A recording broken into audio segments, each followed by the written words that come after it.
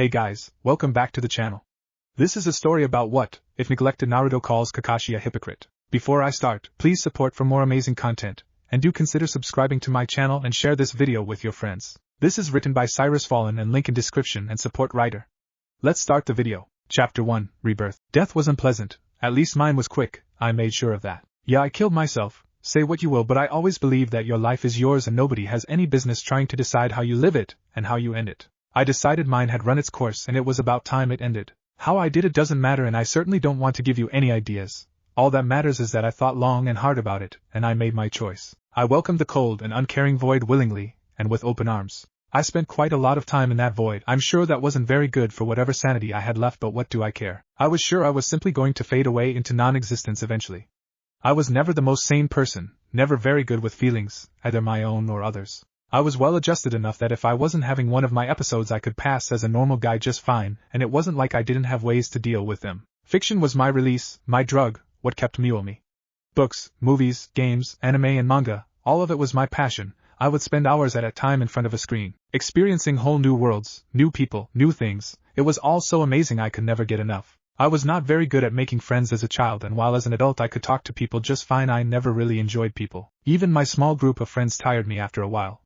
Fiction was my escape from all that. I projected myself in those worlds. There I was important. There I could fulfill all the expectations that were placed onto me by others and by myself. There I was good enough, the best even, there I mattered. I still remember the day I first went into the rabbit hole of crimes against reading and masterworks built on a genuine love for certain works known as fanfiction. It was 2 a.m, and I was bored in bed looking at my phone. I had just finished one of my favorite games but still wanted more. I knew about fanfiction and decided to give it a sunrise ladder. I was exhausted but knew I had found my new obsession. One thing led to another, and I ended up reading Naruto fanfiction. I had just finished the anime and had been in a bit of a Naruto fever. As the years went on and I kept reading, I started imagining what I would do if I was in Naruto, how I would train hard and become unstoppable. I created an emotional connection to the show, consuming more and more content about it. It wasn't my only obsession, mind you, and I sometimes had to take a break from it, but it was one of my greatest ones. But I'm getting sidetracked. I was telling you about death.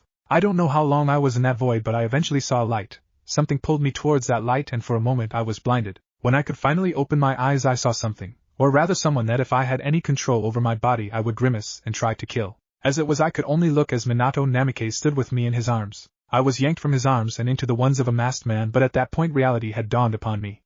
I was in Naruto. I was Naruto. I couldn't believe it. All those hours thinking about this exact situation, and now it's real. All I could think of was all the things I was going to do, all the power I would possess. It would be amazing. I was so deep in my thoughts that I only noticed something was happening when I felt a brush against my stomach. I remembered this moment. It was when the Kyuubi was sealed inside Naruto, me. I could barely believe it. For a moment I thought about trying to disrupt the seal, spill ink everywhere and ruin the ritual, ensuring that this bastard that would use his own son as a human sacrifice would die for nothing and his precious hellhole of a village would soon follow. But I did not. If he wanted to give me the most powerful tailed beast in a silver platter, who was I to say no? I was sure I could persuade Kurama to give me its power fairly easily. And when I became powerful enough I could destroy this village myself if I wanted to. As I watched Kurama's massive paw come towards me with the intent to crush me into a gory stain, and my would-be parents being run through with one of its claws, all I could do was smile.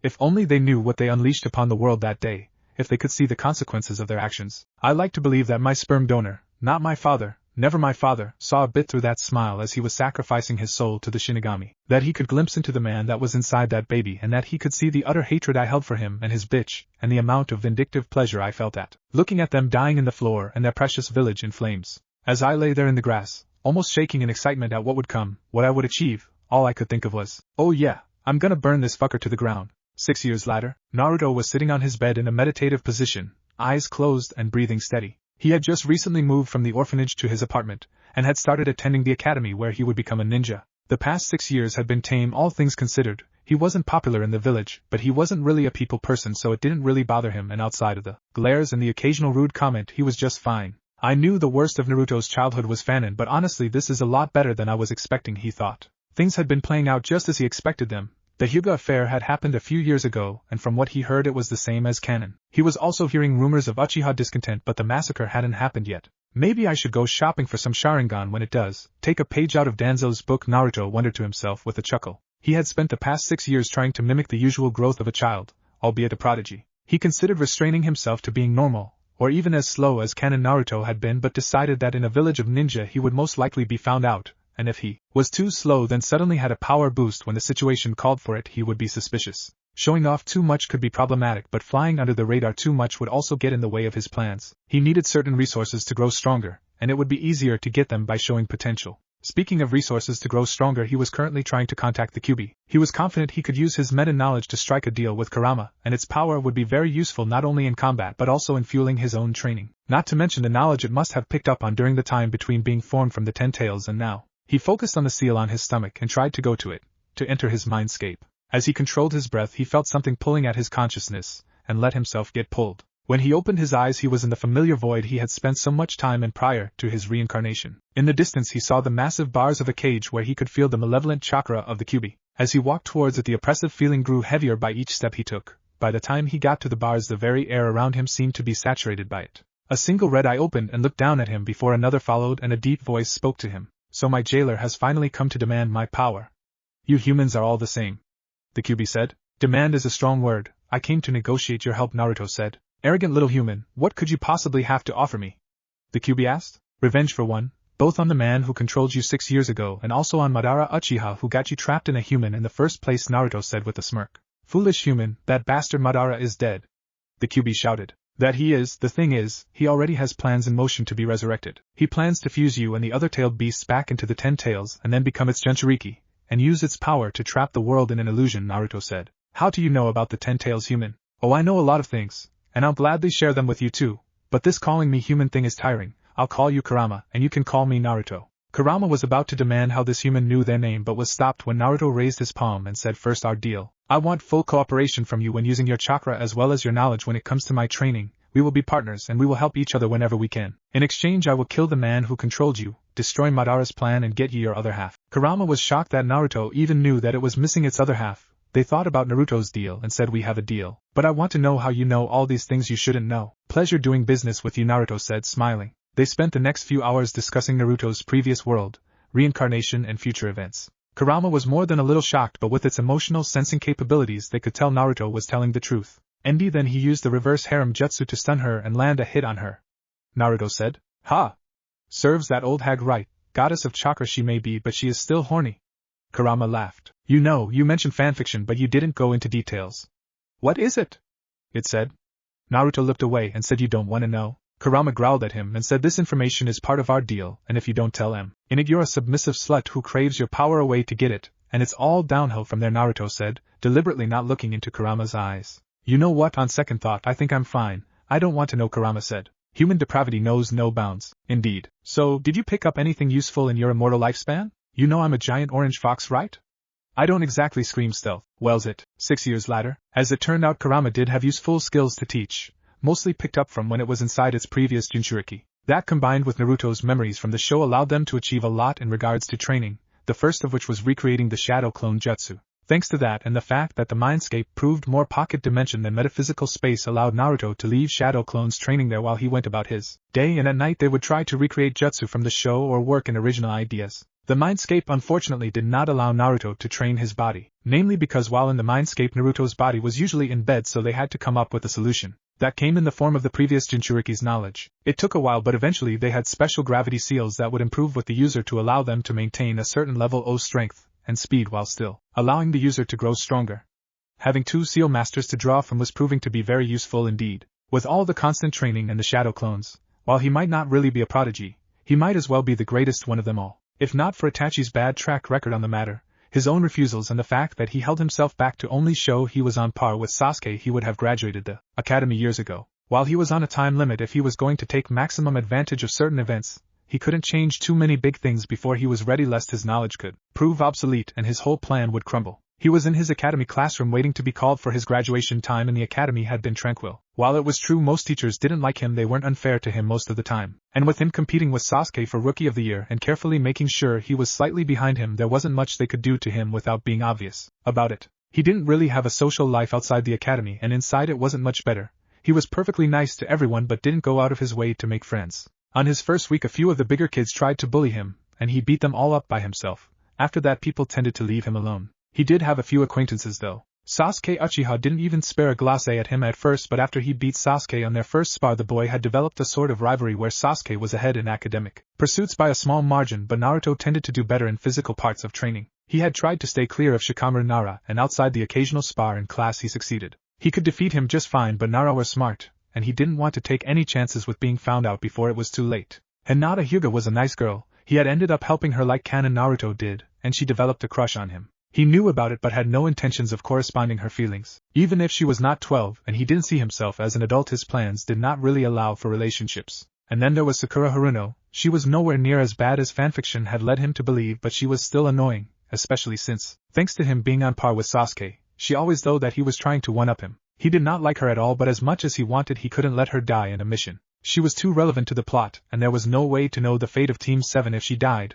They could be put on hold until another genin could take her place. They could be disbanded and slotted in other teams. No, the plan required that he deal with her annoyance, and he would not ruin it just because of her. As he was waiting, the teacher Yumino Iruka walked in and called his name. True to canon, the teacher had started not liking him but eventually managed to look past his resentment to see him as Naruto, and not the Kyuubi, even if he was no longer the dead last and class clown.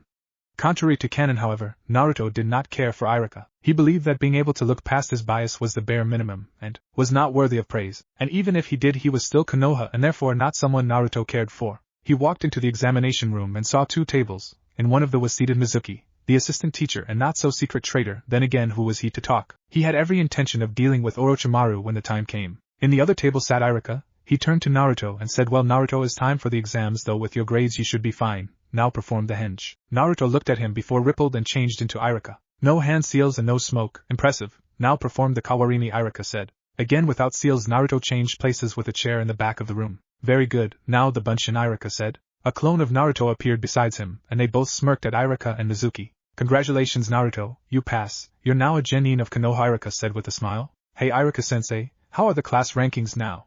Naruto asked. "Well, with your score you're just behind Sasuke for Rookie of the Year. Sorry, Naruto. I know you wanted the title," Iruka answered. Naruto made sure to look crestfallen before nodding and walking away. As he was on his way back to the classroom, he thought to himself, did he buy it? Hook, line and sinker. Kurama answered with a chuckle. "Good, the Forbidden Scroll of Sealing is too good an opportunity to pass up. Have you already decided which jutsu you will learn?"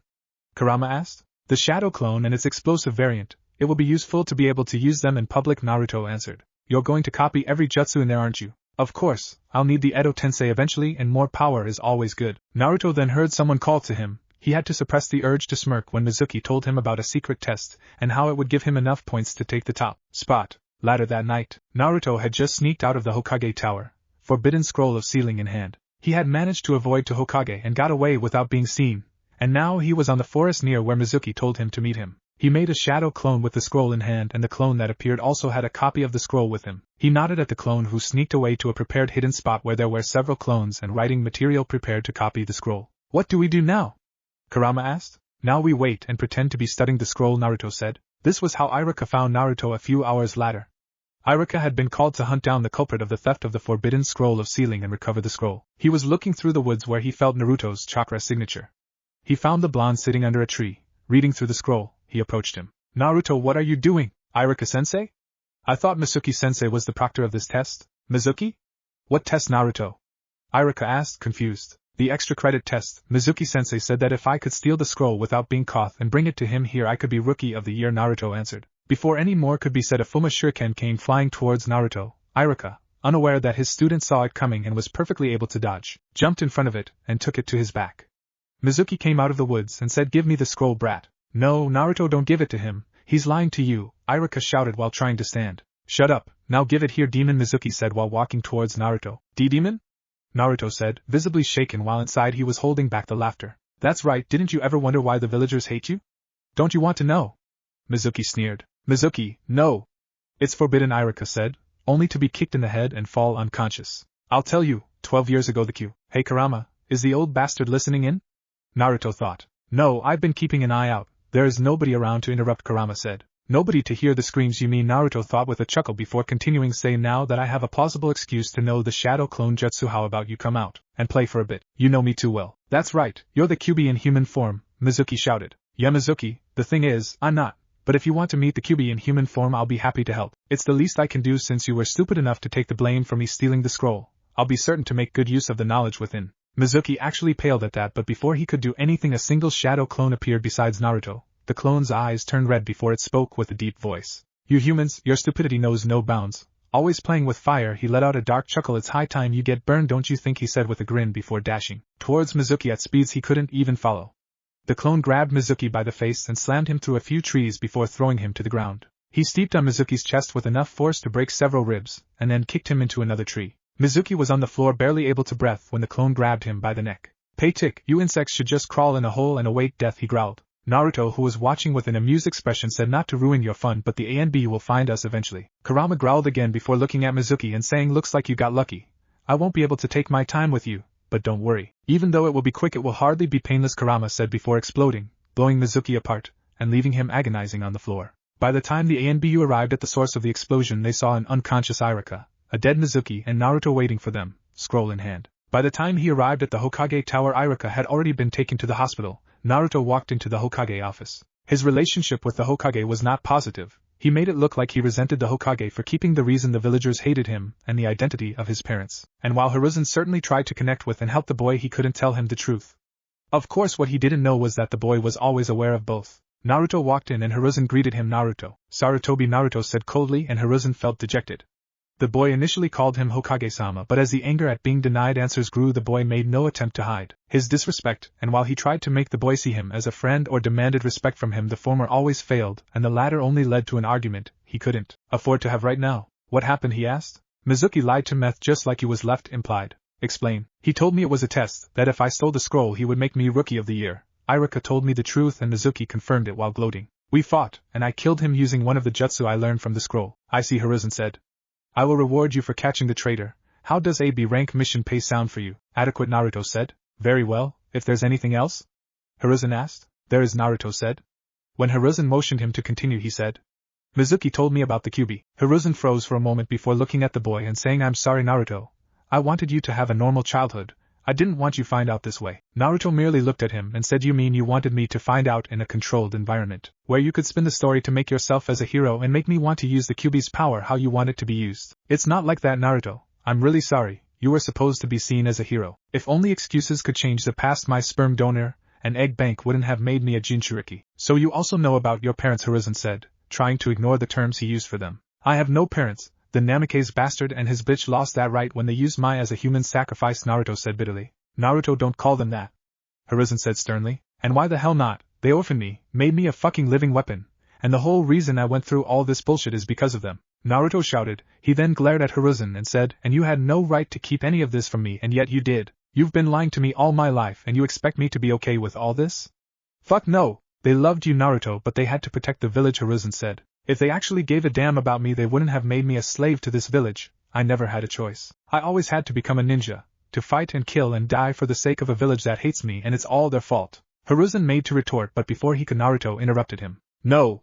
I've had it up to here with excuses. I am always the one who suffers for it, always getting the short end of the stick, and it's always for the sake of the village or for the greater good, or some other bullshit. What about my good? What about looking out for Naruto? I'm neither expendable nor any less important than any of those miserable bastards out there. But you know what? I get it. The message was pretty fucking clear when the people who should have cared for me above all else made me a fucking demon container instead of sticking around to raise me. I'll look out for myself. I'm the only one I can trust. I will get stronger because I decided to, so I will make something out of myself because it is my choice, and I will achieve my goals no matter what anyone says about it because nobody cared when I needed them, so why should I care when they need me? I will achieve my happiness no matter how much blood, sweat and tears need to be shed, and then I will come back and shove it all in your face. Naruto finished shouting before he stormed out of the office. Hiruzen could only sigh and look at picture of his successor. Why wasn't I the one to seal the Kyuubi, and you survived, Minato?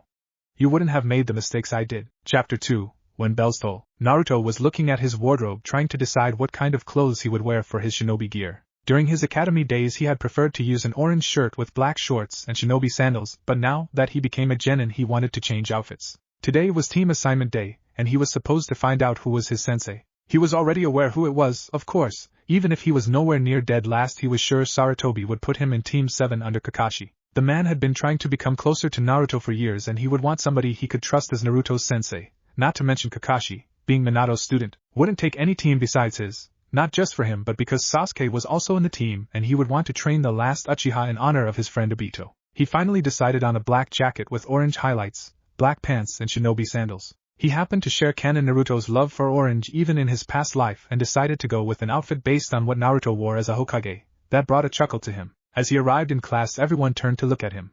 He had accumulated his fair share of fangirls in the academy, and most of them had blushes on their faces because of his new look.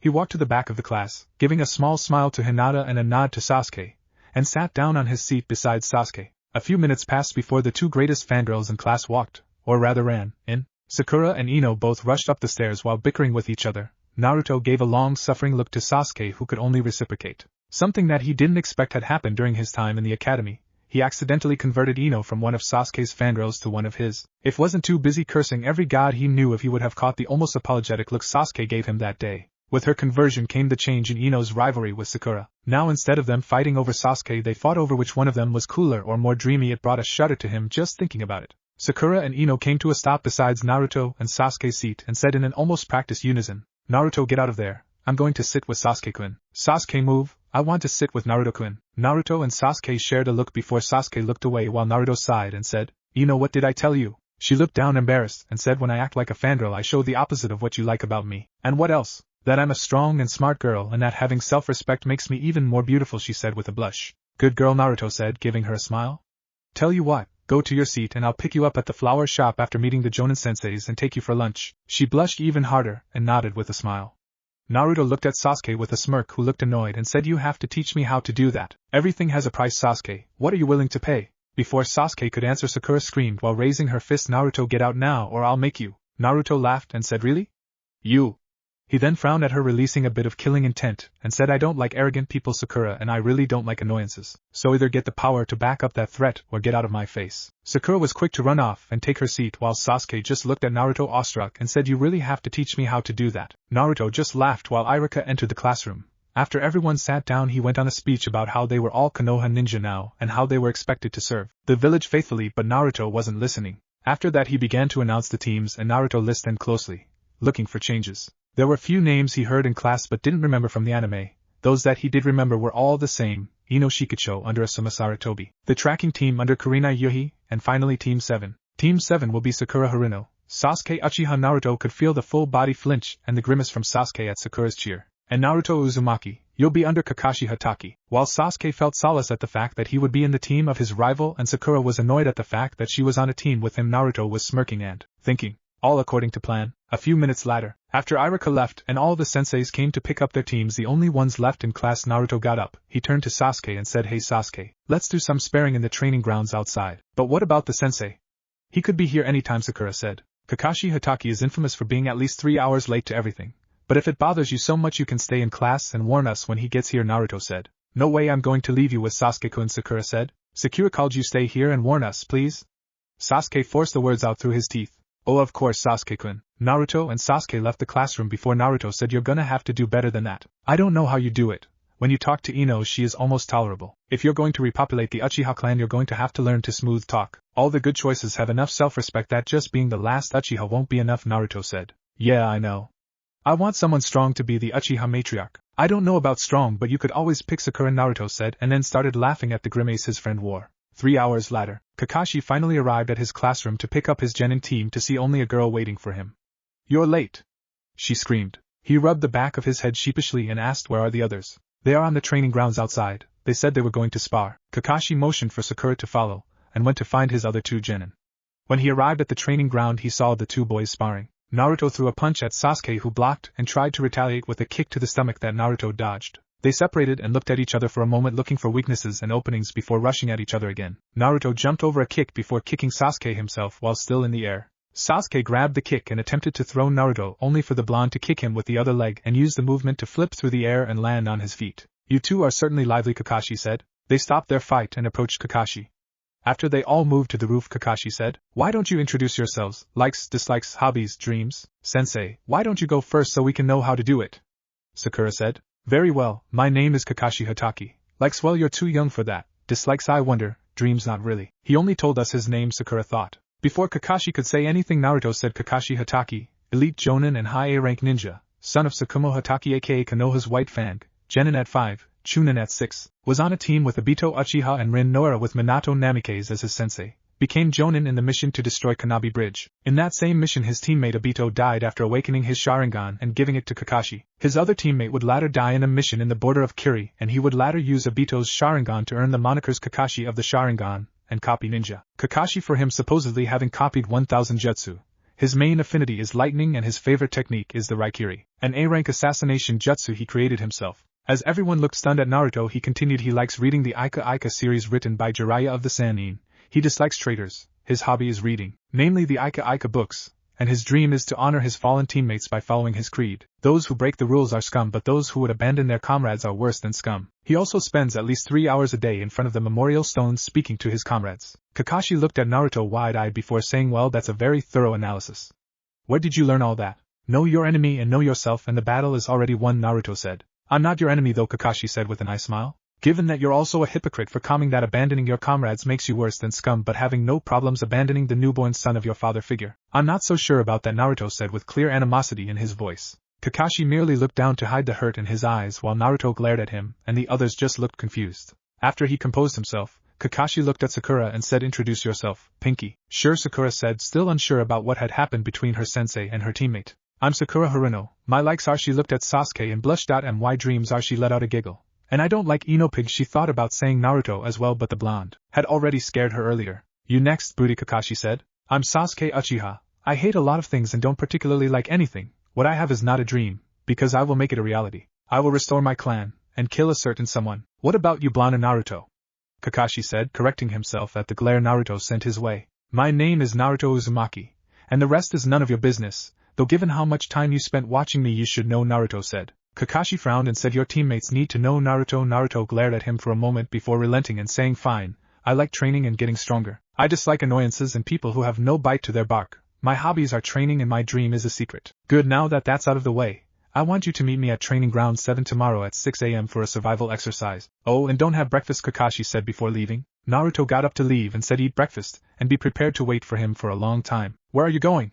Sasuke asked. I still have lunch with Ino. Another thing you must learn is that girls like guys who keep their word, Naruto said with a laugh before leaving. Sasuke-kun, do you want? No, the Hokage office. Kakashi walked into the Hokage office and saw the old third Hokage doing paperwork and smoking his pipe. After a moment the old man spoke. So Kakashi, how did it go? Kakashi shook his head and said bad. When the old man motioned for him to explain he continued, I arrived at the classroom only to find Sakura was the only one waiting for me. When asked as to where the others were, she said they were sparring in the academy training fields. That makes sense, Sasuke is always training, and after the Mizuki incident I've been watching Naruto. He has been going through some serious training in these past 2 weeks. In fact, were it not for the Kyuubi he would have passed out from exhaustion multiple times. The reveal really hit him hard, didn't it? He was always a loner, and always dedicated, but I've seen his eyes and he really seems determined to get stronger, and not in a healthy way, Kakashi said. It did, but I don't think that's all. The resentment he held for Minato and Kushina seemed old, like a festering wound that was left untended for too long. If I had to hazard a guess I'd say he already suspected something, and the reveal just gave faces to attribute the hate to Hiruzen said. Anyway, when I arrived at the training grounds I saw them fighting. Both are clearly high genin at the very least, though they seem to be holding back. I called them out and we moved to the roof. I did the regular introduction, but Naruto surprised me. He knew about me, my old teammates, my sensei, even my affinity and the Raikiri, and that's not to mention personal information like my creed. Hiruzen blew some smoke and asked, did he say how he knew all that? He just said something about knowing your enemy, Kakashi answered. He then looked down and said he thought I was his enemy, said I was a hypocrite and that I abandoned him when he needed me the most. It's not like that, Kakashi. You were needed by the village. We needed you running missions, and you were also hurt by Minato's passing, Hiruzen said. You were not there. You didn't see his eyes. I could see just how much he hates me, how much he resents me. Kakashi let out a dry laugh. If I had been there for him, things could have been different. Maybe he wouldn't hate me. Maybe he wouldn't hate Minato-sensei. You're his sensei now, form a bond with him. I'm sure things will work out, Hiruzen said. I'll try, but I don't know if I can. I don't know if he'll let me. As Kakashi finished his report on the rest of the team and left the office, a traitorous thought wormed its way into his head. If only you had died in Sensei's place, things would have been different. The next day, Naruto arrived at Training Ground 7 at 8:30. He saw his teammates sitting by the trees. Sasuke had his eyes closed, meditating, brooding, while Sakura seemed to alternate between trying to talk to Sasuke and looking at him and blushing at some mental image. He walked up to them and said, "Hey guys." Sasuke nodded at him, while Sakura just brushed him off. He ignored her and said, "Did you guys have breakfast?" "I didn't," Sakura said, while Sasuke just grunted and gave a nod. Naruto went to his bag and grabbed a box of food. He gave it to Sakura, who said, "Sensei told us not eat breakfast, and besides I'm dieting." He pushed the box into her hands and said, "You'll need the energy, and besides unless your diet consists of enemy kunai, and your own blood I recommend you stop. You're a kunoichi, you should be doing more than enough exercise to burn any calories you intake. Sasuke noted at that. And besides, I'm not taking no for an answer. I can't have you die and leave us hanging because looking pretty came before survival. I'm stuck with you till the Chunin exams and I'll not have you drag me down, Naruto said, releasing a bit of killing intent. Sakura nodded and took the box fearfully. Naruto sat down and said, now here's the deal, Kakashi is an elite jonin. There's no way regular genin can take him in a straight-up fight. So here's what we'll do. Kakashi arrived about half an hour later and saw his team waiting for him. They were all sitting by the trees and seemed to be strategizing. They're on the right track, he thought. They saw him and got up. Hey kids, you ready? They nodded. Good, now this exercise is simple. You'll have to take these bells from me before noon. If you don't, I'll tie you to a post and eat lunch in front of you. I'll also send you back to the academy. They nodded and Kakashi made note that they didn't seem bothered by the fact that there were only 2 bells. Alright, begin, Kakashi said. They all vanished and Kakashi looked around trying to spot where they were hitting. He saw Sakura in the bushes and Sasuke in the tall grass. He couldn't find Naruto, however. Impressive, he thought. He pulled out his orange book and went into the woods in search of his genin. The first one he found was Sakura. He sneaked up to her to scare her, and just as he was about to put her under genjutsu, she glowed for a second before exploding. He wasn't a jonin for nothing, however, and he managed to leap away with only minor damage. Exploding shadow clone? Could it be? He didn't get more time to wonder because he heard Sasuke say fire style. Great fireball. He twisted himself midair to dodge. Genin shouldn't be able to perform elemental jutsu. He had barely hit the ground when Sasuke rushed him and assaulted him with a fierce taijutsu barrage. Punches and kicks kept coming, and while Sasuke was clearly frustrated that he kept dodging, the boy wasn't as worked up as Kakashi thought he would be. Sasuke suddenly retreated and Kakashi was about to follow when Naruto came out of the trees with an axe kick that caught Kakashi off guard and forced him to block. That proved to be a mistake when Kakashi was forced to his knees and the ground beneath him cracked. Naruto used his guard as a support to backflip, and immediately followed up with a punch that made Kakashi's arms go numb. He pushed the blonde back, but before he could do anything, Sasuke came back much faster than before and let loose a kick that Kakashi had to fall on his back to dodge. He then rolled out of the way of another of Naruto's punches. Kakashi got to his feet and stored his book. He looked at and said, "You kids are good. I won't be able to read like this." Both of them smirked. "Well, I guess I'd better take this a little more seriously." Sasuke rushed at Kakashi while Naruto made a hand seal and said shadow clone jutsu. Several clones appeared and rushed at Kakashi while Sasuke retreated.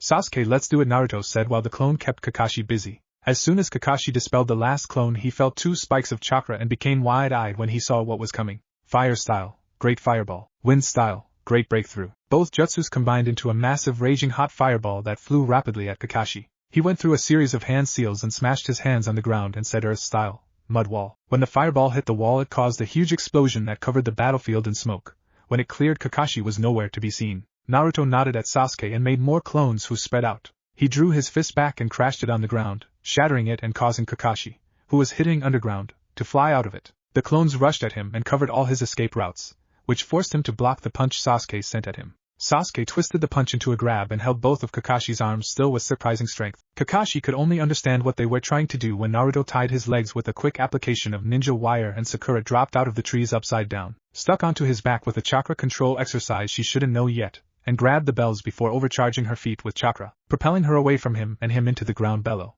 Just as he broke free from the restraints and landed on his feet, the alarm clock sounded, signaling the end of the test. They moved back into the clearing and Kakashi said, "Well, that was certainly interesting. Naruto, how did you hit that hard?" "I've faced Jonin that didn't hit as hard as you. Concentrate large amounts of chakra in my limbs and release them as soon as the blow connects." "I see, that's a very interesting technique. Do you know who uses something similar?" "Tsunade Senju of the Sannin, I know." "Oh, and how did you learn it?" Kakashi asked, clearly surprised that a genin would have a jutsu of a Sannin he hadn't even met. "I was trying to weaponize the blowback from tree climbing and ended up recreating it. Honestly, is actually really simple in theory. The hard part is having the chakra control to do it, but I had help." "And who was it that helped you?" Kakashi asked. "Turns out when you're made entirely of chakra, you learn a thing or two about how to control it." Kakashi's eyes went wide before he asked, "You're in contact with it?" After receiving a nod, he said, "Naruto, the Kyubis he was cut of by Naruto. Not a mindless beast of chakra and hatred. They were actually surprisingly reasonable after I spoke to them. They understood we're both victims of circumstances and agreed to become my partner if I let them out every now and then." Kakashi was shocked. "Let them out?" He can't mean a clone popped into existence besides Naruto. Its eyes turned red and it spoke, "Goddamn brat, I'm not your pet to show off." Kakashi instantly recognized the eyes. He appended his Sharingan and saw the familiar malevolent chakra. Naruto, seeing this, said, "Calm down, Kakashi, they won't attack anyone." Kurama let out a laugh and said, "What's wrong, human, scared?" Naruto shook his head and said with a laugh, Now, behave, Q-chan." Kurama instantly froze before saying, "Fuck you, Naruto. I'm going to go back to my nap. They then turned to Kakashi and said the brat's mind is my domain. Tell your human leaders that if anyone enters it I'll eat them. Naruto laughed as Kurama disappeared and said I said it was all downhill from there. Curiosity killed the fox it seems. Kakashi covered his Sharingan thinking that he had to report this to the Hokage as soon as he was done here. Did you get the exploding shadow clone from the Kyuubi as well? He asked. You can thank Mizuki for that. Wait, Mizuki-sensei teach you a jutsu like that? Sakura asked, not really having understood the weird clone Naruto made and what it had to do with the Kyuubi. Naruto sighed and said Mizuki was a traitor. He tricked me into stealing a scroll and I used the jutsu from that scroll to kill him. I thought he went on a mission. You killed him? Sakura asked. Naruto ignored her and Kakashi said that combination technique was really good, you too. And so was Sakura, sticking to my back to get the bells. How did you learn to do that, Sakura? Naruto taught me. He says I have really good chakra control. Kakashi raised a brow at Naruto and said if you manage to pick it up that quickly you must really have it. You could make an excellent genjutsu mistress or medic. Sakura blushed at the praise and nodded. Well, Sakura, you have the bells now. Which one of your comrades will you send back to the academy? Kakashi asked with a nice smile. Well, she looked at Naruto, who nodded. I'll give one to Naruto and share mine with Sasuke-kun. Is that so? In that case you all pass, Kakashi said. Sasuke just smirked while Sakura cheered and said you were right, Naruto. At Kakashi's questioning gaze he said I figured that the test was about teamwork. Kakashi gave a nice smile and said very well. Meet me here tomorrow at 6 a.m. to 9 a.m. Naruto said. And we'll start our training. They nodded and Naruto walked to the training ground. Aren't you going home, Naruto? Kakashi asked. Naruto shook his head and said there's still daylight to burn. There's still time to train. He then turned to his teammates and said Sasuke, you saw me teaching Sakura tree climbing. I recommend that you focus on learning it. As it stands you're the only member of our team who can't do it. Sakura, work on improving your chakra capacity. Start eating proper meals and training or you won't live long enough to date Sasuke or anyone for that matter. I said I wouldn't let you drag me down and I mean it. Kakashi looked at Naruto and said you know Naruto, I'm the sensei. I know, but you'll probably only teach teamwork and my goal does not allow me to waste time that could be used to become stronger. And besides, teamwork will be better if everyone pulls their own weight, and there are no weak links that need protection. Also, the advice I gave them doesn't get in the way of whatever you have in mind since it can be done in their free time. Kakashi nodded and went to report to the Hokage. Sasuke began trying to learn tree climbing while Sakura practiced it until she was exhausted. Naruto just sparred with one of his clones. There were also clones in the Mindscape training techniques that Naruto did not want to reveal just yet. 2 months later, to say that the Hokage was shocked to hear about the Kyuubi was an understatement. However, after careful consideration he decided to just have Kakashi monitor Naruto to make sure the Kyuubi wasn't influencing him. Team 7 met up daily to train and do missions. It took some effort but they managed to convince Naruto that he couldn't just have shadow clones do the D ranks while he went to train. They kept at that routine for quite a while before Naruto spotted someone he recognized from the anime in the Hokage Tower. He told his team he was going to talk to a kindred spirit, and left while they turned in the mission. They were in the Hokage's office when Naruto walked in laughing with a man using a straw and a bottle of sake in hand. And then she was all over me, Naruto said. You're a real player, kid. I'm proud of you. Tazuna then turned to the Hokage and said, Lord Hokage, I'd like to request his team for my mission. What's the mission? Kakashi asked. It's an escort to Wave Country, a C-rank Hiruzen said. Kakashi asked what the team thought, and they all nodded. We'll take it, he said. Team, pack up for 2 weeks travel and meet me at the gates in 1 hour. They all left the office and Naruto made it home. He used storage scrolls to pack up everything he would need and then moved to the gate. The Wave Arc, this is going to be fun, he thought. Chapter 3, Blood on the Water. Team 7 was walking through one of the roads of the Fire Country on their way to Wave Country. Kakashi was in the back, book in hand. Sasuke and Sakura were guarding Tazuna's sides while Naruto was in front of the group.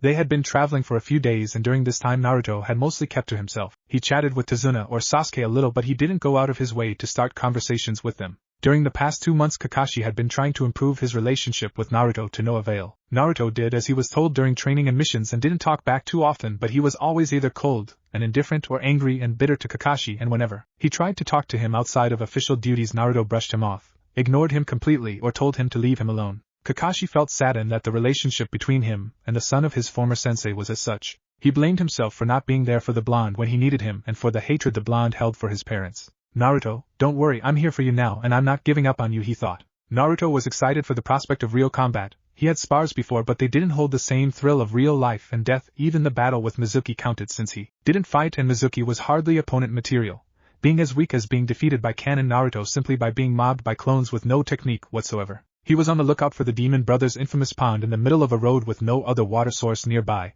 and when it hadn't rained for over a week for a while now, and he was getting impatient. Where are those assholes? He thought. Chill out, kid, they're just ahead, I can feel them, Kurama said. Finally, I'm looking forward to kicking their asses. Just be careful not to show too much. We don't want anyone getting wind of how strong you really are. Yeah, no tailed beast bombs, no S-rank techniques, no chakra modes or senjutsu, I know. I won't nuke the half the country fighting 2 Chunin. don't worry. I hope not, you always get trigger happy during training and there are too many witnesses here. Remember to keep the power trips to when we're alone, Kurama said. They kept walking for a little while longer before Naruto saw the pond and had to hold back a smirk. With the emotion sensing he got from Kurama, he could feel the brothers thought they had fooled them and that Kakashi had already spotted them. They walked past the pond and just like he was expecting, Kakashi was shredded. One down, one of the brothers said.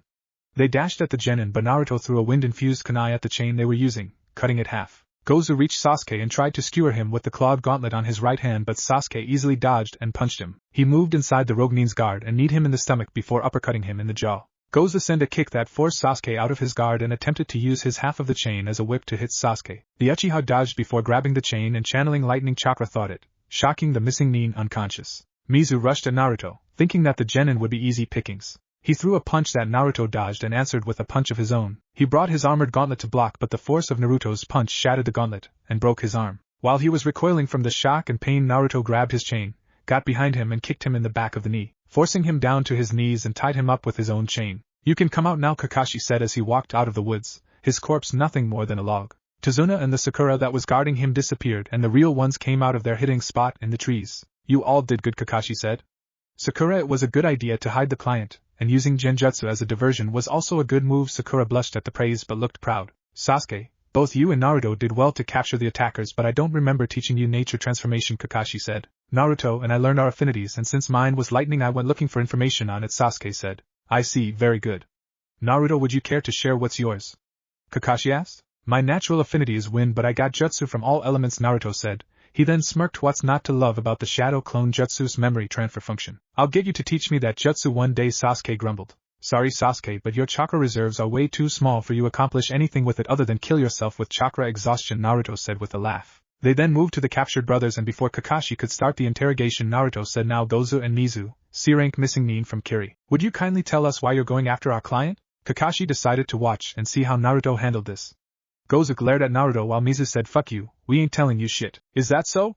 Naruto asked with a smirk that made the brothers' blood go cold. Suddenly a massive wave of killing intent hit them, making them both freeze and be consumed by images of them dying in slow and agonizingly painful ways. Don't get me wrong, your lives were forfeit the moment you attacked us. What's left to decide is if you're going to die the quick way or the fun way. It was Gatu. He hired us to kill the bridge builder. Gozu said. Why? Naruto asked. Don't lie to me. Naruto growled. He doesn't want the bridge to finish, he controls Wave's economy, and the bridge will break its hold. I see, Naruto said.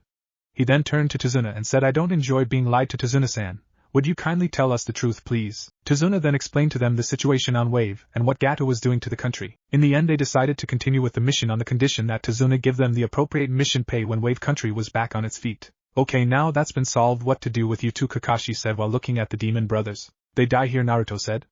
I said they were dead from the moment they crossed me and I meant it. Plus I want their bounties. Now I could kill them myself but you two haven't had your first kills yet, Naruto said while looking at Sasuke and Sakura, both of which looked visibly uncomfortable, the latter more than the former. You already had yours? Kakashi asked. Mizuki, remember. And how did you deal with it? The first kill tends to be intense, and I don't remember you showing any signs of it. Mizuki crossed me so I killed him. I didn't particularly hate him so I took no pleasure from the kill but besides that I didn't really feel anything. I see, Kakashi said. Naruto turned to his teammates and motioned for them. After a bit of hesitation Sasuke stepped forward, he nodded to Naruto and took out a kunai. And no. Wait, please spare us, the demon brother said. Sasuke ignored them. He grabbed Gozu by the hair and looked him in eyes before slicing his throat and holding his head until he bled out. He then got up but before he could walk away Naruto put a hand on his shoulder and whispered, you did good. You have to be willing to do it if you want to avenge your clan and kill Itachi. Sasuke stopped and looked at Naruto for a long moment before nodding. The combination of remembering the pain and trauma Itachi caused upon him, the feeling of taking his first life and the fact that after Naruto said it he could see Itachi's Sharingan eyes as lifeless as Gozu's had been caused his vision to become much clearer suddenly. Naruto smiled at him, patted him in the back and said, congratulations, you just awakened your Sharingan. Sasuke pulled a kunai and saw the red eyes reflected on the surface. He smirked and thought, I'm one step closer to my revenge. Sakura? Naruto asked, motioning to Mizu who was sobbing next to his brother's body. And no, I'd rather and not, Sakura said while looking pale. Suit yourself. Kakashi, who was watching how his students would handle this, went to comfort Sakura while Naruto just grabbed a kunai, coated it with wind chakra and chopped Mizu's head clean off with a normality that made Kakashi uncomfortable. He then took a storage scroll and stored both heads inside. After burning the bodies they continued their journey, Sakura better but still unnerved by the killing, Sasuke testing his Sharingan by activating and deactivating it, Naruto casually walking in the front without showing any signs of emotional turmoil, and Kakashi in the back keeping an eye on his students, while thinking sadly. You grew up fast, Naruto, too fast. A few days later, they had just got off the boat in Wave and were on their way to Tazuna's house. Naruto had been thinking about how to deal with Zabuza. He had a plan, but he would have to careful not to tip his cards before it was too late. As they were walking, Naruto felt what had to be Zabuza hiding in the bushes and another signature he assumed was Haku further away. There was movement in the bushes and Sasuke threw a kunai at them. When Zabuza's position changed and a small white rabbit came out of the bushes, he had to hold back a smirk. A thick mist covered the area and Kakashi was instantly on guard. Naruto felt a spike of malice, and a huge butcher knife-like sword came flying towards them. Get down! Kakashi shouted, but just as the sword was about to hit them and Sasuke, who saw Naruto remain standing, was about to push him down, Naruto grabbed the sword midair, twisted it, and used its own momentum to pierce the ground with it blade first. Zabuza appeared next to a tree and said, "That's very impressive, kid, but I'm going to need that back." Well, if it isn't Zabuza Momochi, the demon of Kiri, Naruto said with a smirk while Kakashi took position between his team and Zabuza. "Ho, so you heard of me?" "A few things, tell me, did you kill any Mizukages recently?" Zabuza frowned and said, "So Konoha's heard. We do, though you were biting a bit more than you could chew, don't you think? Your high jonin at best, and Yagura is a perfect Jinchuriki. He's a bit out of your weight class." Zabuza growled and said, "Kids these days, no respect." "I know, right?" Kakashi said, "I'm supposed to be team captain, but he does all the talking and teaches them more than I do. I sometimes wonder if he isn't the Jonin sensei." Zabuza gave a bloodthirst grin and said, "That's why I liked Kiri. Killed everyone in my class to graduate, good times." The Zabuza they were talking to disappeared suddenly and Kakashi blocked a kick that sent him away from the sword, giving the genin a chance to back away. Sakura stood in front of Tazuna while Naruto and Sasuke stood in front of her. Zabuza retrieved his sword and disappeared into the mist while Kakashi lifted his headband and displayed his Sharingan. He blasted them with a wave of killing intent, but Naruto easily countered it. He felt Zabuza sneaking up to them, and just as he was about to slice them, Naruto spat out a blast of air that dispelled the water clone and scattered the mist. Wind style, great breakthrough. Another Zabuza jumped from the trees and attacked Kakashi, who started exchanging blows with him. After a while, Zabuza kicked Kakashi into a lake nearby and moved to go after him. As Kakashi made to get out of the water, but it suddenly grew heavy and pulled him into a sphere-like prison. "Water style, water prison," Zabuza said. Zabuza then made several water clones who rushed at the genin. "No! You can't fight them, take the client and go," Kakashi said. "Form within the water prison?" Naruto looked at Sasuke, who had his Sharingan active, and nodded. They went through hand seals simultaneously. "Water style, wild water wave," Naruto said. "Lightning style, electromagnetic murder," Sasuke said. The combination attack hit most of the clones, dispelling them instantly, while those that jumped up the trees were picked off by Sakura's invisible shuriken when they tried to attack. Using genjutsu to make the shuriken invisible, smart, Zabuza thought. Naruto then threw kunai at Zabuza, who dodged it.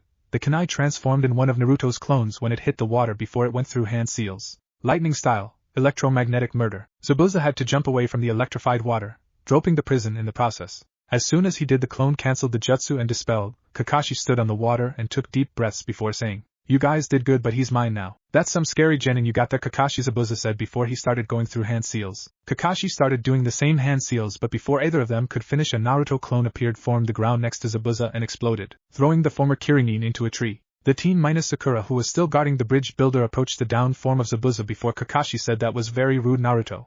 I said he was mine. We're ninja." If he really expected to be able to stand in place doing hand seals for several seconds while facing an entire enemy team, he's either stupid, or he thought we mere genin didn't pose a threat to him. A Saban came out of the trees and hit Zabuza in the neck, causing him to stop breathing. They were on guard instantly, but the hunter Nin that came out held his hands in a peace gesture. "Thank you. I've been tracking him for weeks and you've given me the opportunity to kill him." Kakashi moved to check, but the hunter Nin couldn't help but notice Naruto kept looking at him, and he seemed to want to laugh. "Is there something wrong?" he asked. Nothing at all, Hunter-chan," Naruto said, barely able to contain his laughter. "Okay." The hunter Nin then took Zabuza's body away and Kakashi slumped forward, suffering from chakra exhaustion.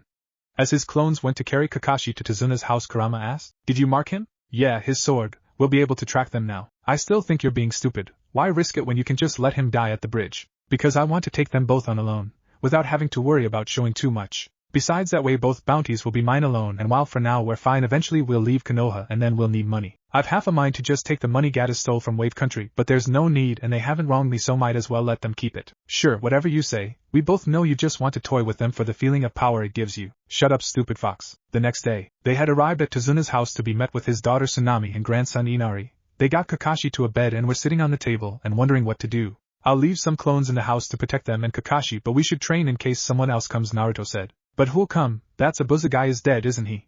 Sakura asked. I'm not so sure about that. Hunter-nin usually deal with the body on site. He most likely was working with Zabuza. Plus there's no guarantee that Gata didn't simply hire more people to come after Tazuna. That makes sense. If he's coming to fight us again we need to get stronger, Sasuke said. Naruto felt Sakura gathering her courage to ask him something and turned to her. You want to say something, is it? Well, why do you act the way you do with Kakashi-sensei? He looked at her for a long moment, wondering how he should answer or if he should answer at all. In the end he decided that telling the truth didn't hurt. My sperm donor was Kakashi-sensei and surrogate father. When he decided to orphan me on purpose and curse me on his way out, Kakashi decided to leave me to the mercy of a village that hates me for something the bastard did but worships him for doing it, choosing instead to drown his grief in sex, alcohol and high-ranking missions. I spent most of my life alone and hated because the people who should have cared about me above all else decided I was expendable, that I wasn't important enough to care about, that I didn't matter. People like Kakashi, who was too much of a coward and a hypocrite to see a newborn child in need of someone to give a damn about them and not turn his back on them. If there's one thing I learned, Sakura, is that when push comes to shove, you're own. None of that bullshit teamwork and bonds they preach in Konoha matter. You either save yourself or you die, and I have no intention of dying before my dream is achieved, even if I have to claw my way out of hell to do it. Both Sasuke and Sakura looked at Naruto with faces full of confusion and concern, but before they could say anything he got up and left without saying a word. Naruto's head was so full of raging thoughts and emotions that he barely registered the spike of hurt and sadness coming from behind Kakashi's door. I don't get it, Sakura said. Me either, Sasuke said. Didn't he say that Kakashi-sensei was the fourth Hokage? Does that mean Naruto is his? I don't know, Sakura. Sasuke cut her off, but family has always been a delicate subject near Naruto, and I know he hates the fourth but not why. But he couldn't hate the fourth, could he? He's a hero, and if the fourth is his dad then. I don't know, but I recommend you don't call him Naruto's father near Naruto. He's reserved, but when certain subjects come up Naruto tends to get angry, Sasuke said. Maybe Ino would know, she's always spending time with Naruto. Maybe. The woods nearby. Naruto shattered another tree in anger. Several more lay in the ground. Calm down, kid, Kurama said. That son of a bitch. I'll kill him. I'll bring the bastard back all so I can kill him again. I know you get angry when he's brought up, but you gotta control yourself. He's in the Shinigami's stomach. There is no worse fate than that. I know it's just that bastard pisses me off. Honestly, there are times I wish you had just crushed me with that paw, then razed his precious village to the ground and slaughtered everyone inside. Honestly, I really wish we didn't have to get him out of there just to get your other half. I know, but think of all the power we will gain by recovering my other half. You're right, thanks, Kurama. Anytime, kid. We are partners. We're in this together. Always. A few days later, Team 7 were having dinner in Tazuna's house. Kakashi had awoke a few hours after Naruto left for the woods and agreed with them that Zabuza might still be alive and that they needed to train in case he came back.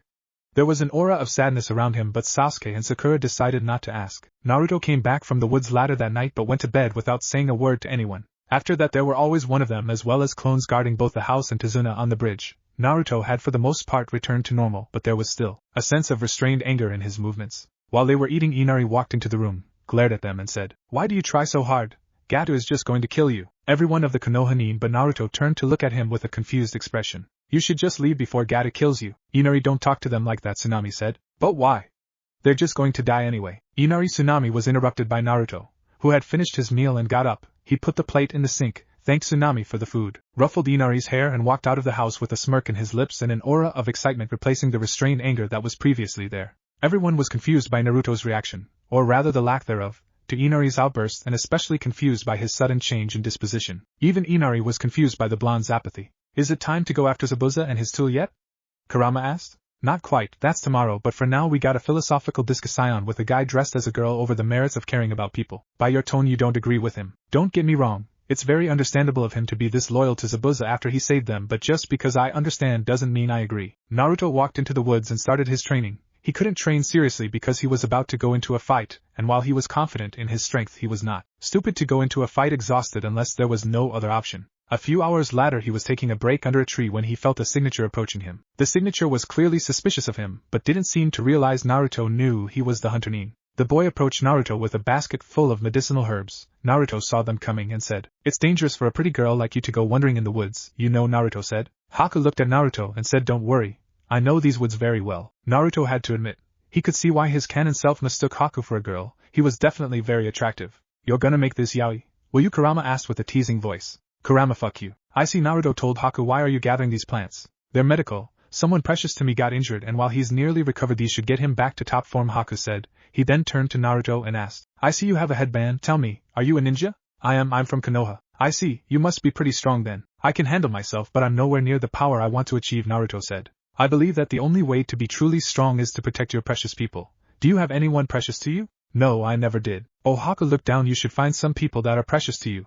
Only by protecting them you will get truly strong. Naruto shook his head and said, if there's one lesson that life beat into me is that when shit hits the fan you're on your own. You tell me I should find precious people to protect, but how can I when the people who should have been my precious people, who should have cared about me, saw me as unimportant, as expendable, when they abandoned me when I needed them the most? I don't have precious people because the only one who's precious to me is myself, because I had to care for myself because nobody else would. How can I care about them when they didn't care about me? Haku was taken aback by the hurt in the blonde's voice and said, just because people hurt others doesn't mean we should stop caring. We should try to help others, make them understand, make them care. The closest thing I have to people I care about are a girl who's more casual entertainment, that loved one, or even friend. A boy that's my friend, but I wouldn't give up my goal to save him if that's what it took, just as I'm sure he wouldn't give up his to save me. And my partner whose life is literally linked to my own, so it's more about coexistence and mutual benefit than anything else. Love you too, Kurama mocked. Shut up, Fox. I see Haku looked disappointed. I have to go now, to get these plants to my precious person. Sure, just do me a favor, Naruto asked, and Haku motioned for him to continue while wondering what the blonde would ask of him. Tell Zabuza that I'll be coming for both of you tonight, and he better make it fun for me. Haku was instantly on guard and said, how did you know? Who are you? I know a lot of things. Haku of the Yuki clan of Kiri, user of ice release. Upon seeing the apprehension in his face, Naruto continued, don't worry. You can be a good little tool and die before he does. I won't let you hurt Zabuza-sama. Oh, I hope you don't. Why do you think I let Zabuza recover and am telling you when I'll attack? I hope you fight with all you have. Otherwise it isn't fun, Naruto said with a smirk. Haku threw Saban at him, but he easily dodged and said, Now, don't get too excited. We'll fight tonight. I'll come for you in that treehouse of yours, and I hope you two entertain me before I claim your heads. Haku threw more Saban at him before jumping to the trees and rushing off. Naruto sat down with a smirk and looked towards the village, specifically towards Gato's compound, and thought, after them I'm coming for you. That night, Naruto jumped through the woods, moving towards the signature he could feel with the tracking seal he put on Zabuza's sword. As he saw the treehouse in the distance, he made 4 clones and told them, make sure they can't escape and that no unexpected guests interrupt my fun. The clones nodded and moved to circle the treehouse. Naruto kept moving towards it until he felt Zabuza hiding in the trees while a clone walked out of the house to meet him. What did you tell me, kid? That I was biting of more than I could chew. Funny coming from the genin that not only walks into my turf but also warns me about it beforehand, Zabuza said with a bloodthirsty grin. Not really, I could crush you whenever I please, I just want to have some fun beforehand.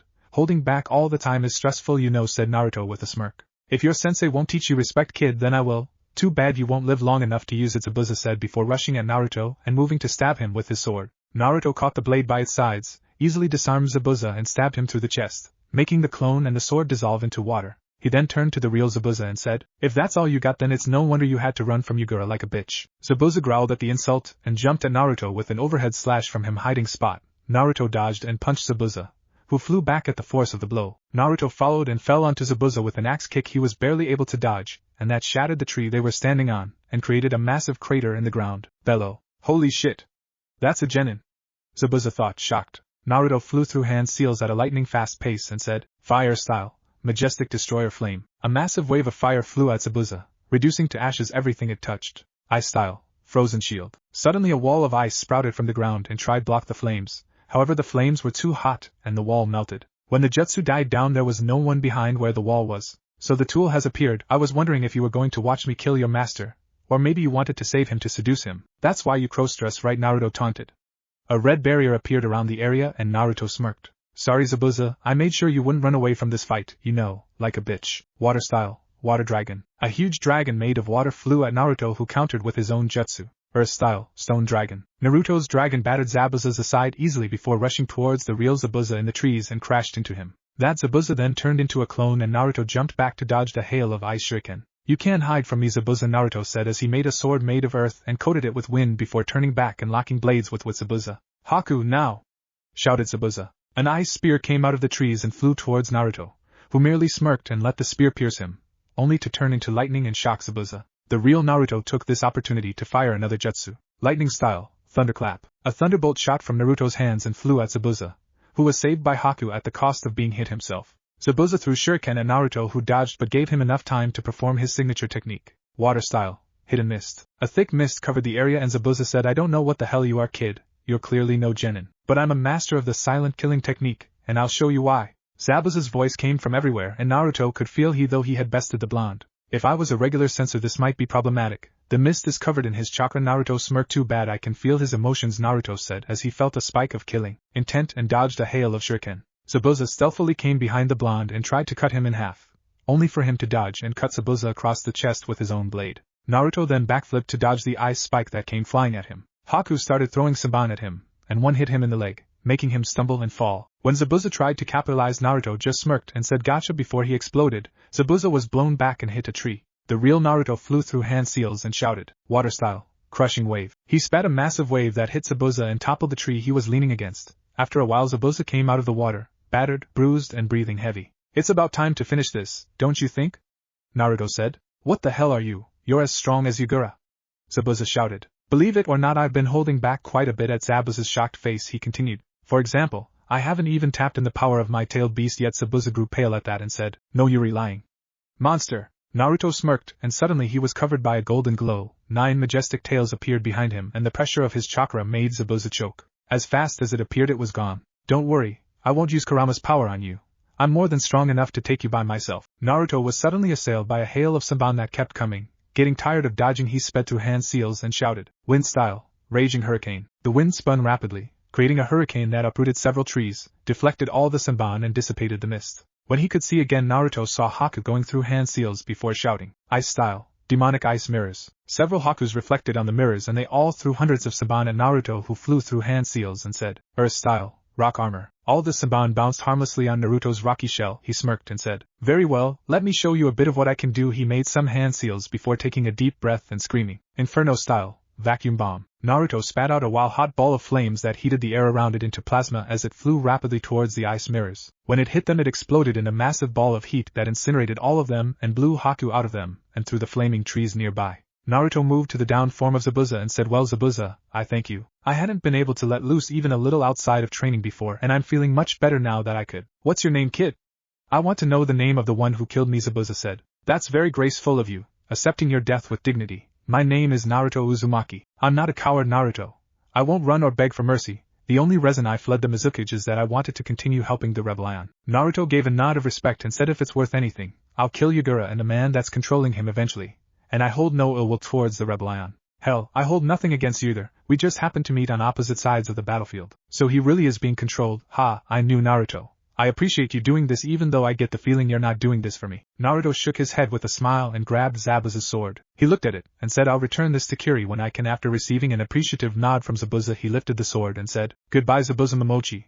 I won't forget you." He moved to strike, but Haku moved in front of the blade and took the blow for him. "Zabuza-sama." Haku looked at Zabuza and let out a tear before hugging him and dying in his arms. "He loved you like a father," Naruto said. "I know, he was a son to me, even if I never told him that. Please, let me die besides him." Naruto nodded, and as Zabuza hugged Haku back and also shed a tear, Naruto removed both their heads in one clean move. He then stored both of them in a storage scroll and burned the bodies. He looked up at the sky and thought, "This is the world we live in, huh?" "You okay, kid?" Kurama asked. "Yeah, just I guess I still saw all this as somewhat fake, you know. Only now do I really see these people as real people and not fictional characters." "Does that change anything?" "No, not really. I still have my goal and I will still do what it takes to achieve it." "Good. We don't want you to give it up for some hero complex." "Ha, as if. This world's fate is in its own hands. I'm not a hero. I'm just a madman in a suicidal quest for power. And I wouldn't have you any other way." Chapter 4. In the Mind of a Monster. Kakashi was worried sick when Naruto disappeared for over a day after his strange exit from Tizuna's house. He sent shadow clones and summoned his Niken to look of the blonde, and the only reason he didn't go looking himself was because he couldn't leave the rest of his team and Tizuna unprotected with the likes of Zabuza around. He was nearly panicking when he could find no trace of the boy. No matter how much he looked, none of the clones found traces of him. None of the Niken could get his scent, and nobody seemed to have seen the boy. "Naruto, where are you?" Could Zabuza had gotten to him? I never should have continued this mission. It didn't help that the night after Naruto disappeared he felt spikes of chakra so massive that even he who wasn't a sensor could feel them. Tracking them down, he was met with a red barrier that he could not get past. Not even his Raikiri could pierce it. By the time the barrier was put down, all he saw was a devastated piece of forest. Trees burned and uprooted. Massive areas torn apart by what was clearly an extremely powerful wind jutsu. There was even an area that was completely glassed. Like an explosion powerful enough to incinerate everything in its blast radius with ease. It all pointed to a very high-level ninja battle. He returned to Tizuna's house and was preparing to contact Konoha to have a team of tracking-focused ninja come to try and find Naruto when the very same blonde walked through the door. He ignored Kakashi's demands to know where he was, walked up to Inari and unsealed the head from a scroll he was carrying. "Looks like you were wrong. Gata didn't kill me, though his men certainly tried." He tossed Gata's decapitated head to the boy, ignored everyone's shocked questions and hit the couch, falling asleep immediately. After the shock, Tizuna took the head and ran off the house, claiming he had to let everyone know. Kakashi looked at the sleeping blonde and felt glad he was okay. A week later, without Gato and his thugs, the bridge was completed without trouble. The workers were in a good mood and the town was celebrating their freedom from the tyrant. Kakashi had questioned Naruto on his actions and he didn't like the answers he had been given. Flashback. The day Naruto woke up. Naruto had woken up a few hours earlier and Kakashi let the blonde take a much-needed bath and have a meal before he questioned him. He was wondering why did the blonde go after Gato alone, and how he hid from him despite Kakashi's best attempts to find him. Naruto sat down at the table. Knowing what was to come, Kakashi began, seeing the boy had no intention of starting himself. Naruto, what happened? I went after Gato. But why? He was the main threat to Tazuna. Without him here Tazuna is safe and our job is done. That was not your call to make, Kakashi said sternly. Naruto scowled and spat out bitterly. Contrary to what you might believe, Hatake, I'm not a slave, you don't own me and I don't need your permission to make my own choices. Kakashi was taken aback and asked Naruto, what made you think I thought of you as my slave? Why wouldn't you? You're Konoha and that's all I am to them. A weapon that should be glad it's being used. A slave that should obey without question or die. Kakashi saw the look of bitter resentment and said, Naruto, you're not a slave. Of course I am. I have been ever since those bastards decided that they didn't care about me enough not to make me a fucking human sacrifice. Naruto, your parents, Kakashi started but was interrupted. They are not my parents, those bastards lost that right when they made me a monster, less than human. Kakashi, seeing that this wasn't going anywhere, decided to change the subject. Where were you? I went looking for you but couldn't find you. I was scouting Gata's compound to make sure there weren't any traps or enemies that I wasn't ready for. Kakashi shook his head and said, Naruto, I'm a Jonin and I checked Gata's compound. I think I would have found you. I have lot of practice hiding from people. Even so my Niken couldn't track you. Naruto sighed before he erupted in a plume of smoke. When it cleared there was a small fly where Naruto stood. The fly went around the room a few times before going back to the chair and turning back to Naruto. Naruto, that was amazing, Kakashi said, wide-eyed. The amount of uses that could have would make espionage much easier. You have to teach people this technique. No, Naruto said curtly. But Naruto, the amount of lives you could save with it would not compare to the amount of lives you would use this to take. Not that I care. I figured it out on my own. Either they figure it out by themselves or they make do without with. I'm not helping them. But Naruto, they are your comrades. They are only my comrades as much as you are your Kanai's comrade, Naruto said. Kakashi sighed sadly, feeling worried the blonde saw himself as a tool and not a person. But why didn't you tell me you were going after Gato? We could have gone together, he asked. I didn't need your help. Naruto, you didn't know what Gato had inside his compound and even scouting you couldn't have picked up everything. We could have watched your back. Naruto glared at him and spat, Hatake, I don't trust you to watch my back. How can I know you won't decide your trauma is more important, and abandon me when I need you again? Kakashi visibly flinched at this. He looked at the blonde in shame and said, Naruto, I know what I did was wrong but enough with the excuses, Hatake. I'm sick and tired of people screwing me over and expecting some bullshit apology to undo all the shit I was put through because of them. You had your chance and you blew it, and now you come crawling back to me and expect all to be forgiven after one miserable fucking apology. Naruto, please no. I don't believe in second chances, Hatake. I will never forgive you or any of the others, so just leave me the fuck alone. Kakashi took a shaky breath to calm himself down, and said with the most even tone he could muster, What about Sasuke? You two are friends and you could have asked for his help. If I wasn't strong enough to take on Gata's thugs by myself, I would never be strong enough to achieve my goal. Is this goal that important to you? My goal is the only reason I have left to live. If I can't achieve it, I might as well just die already. Kakashi was shocked and said, Naruto, you want to die? If I did, I would finally be free. It would be my choice and you wouldn't be able to hold me prisoner any longer. Kakashi was speechless and afraid, thinking that the boy he saw as a little brother saw death as an escape.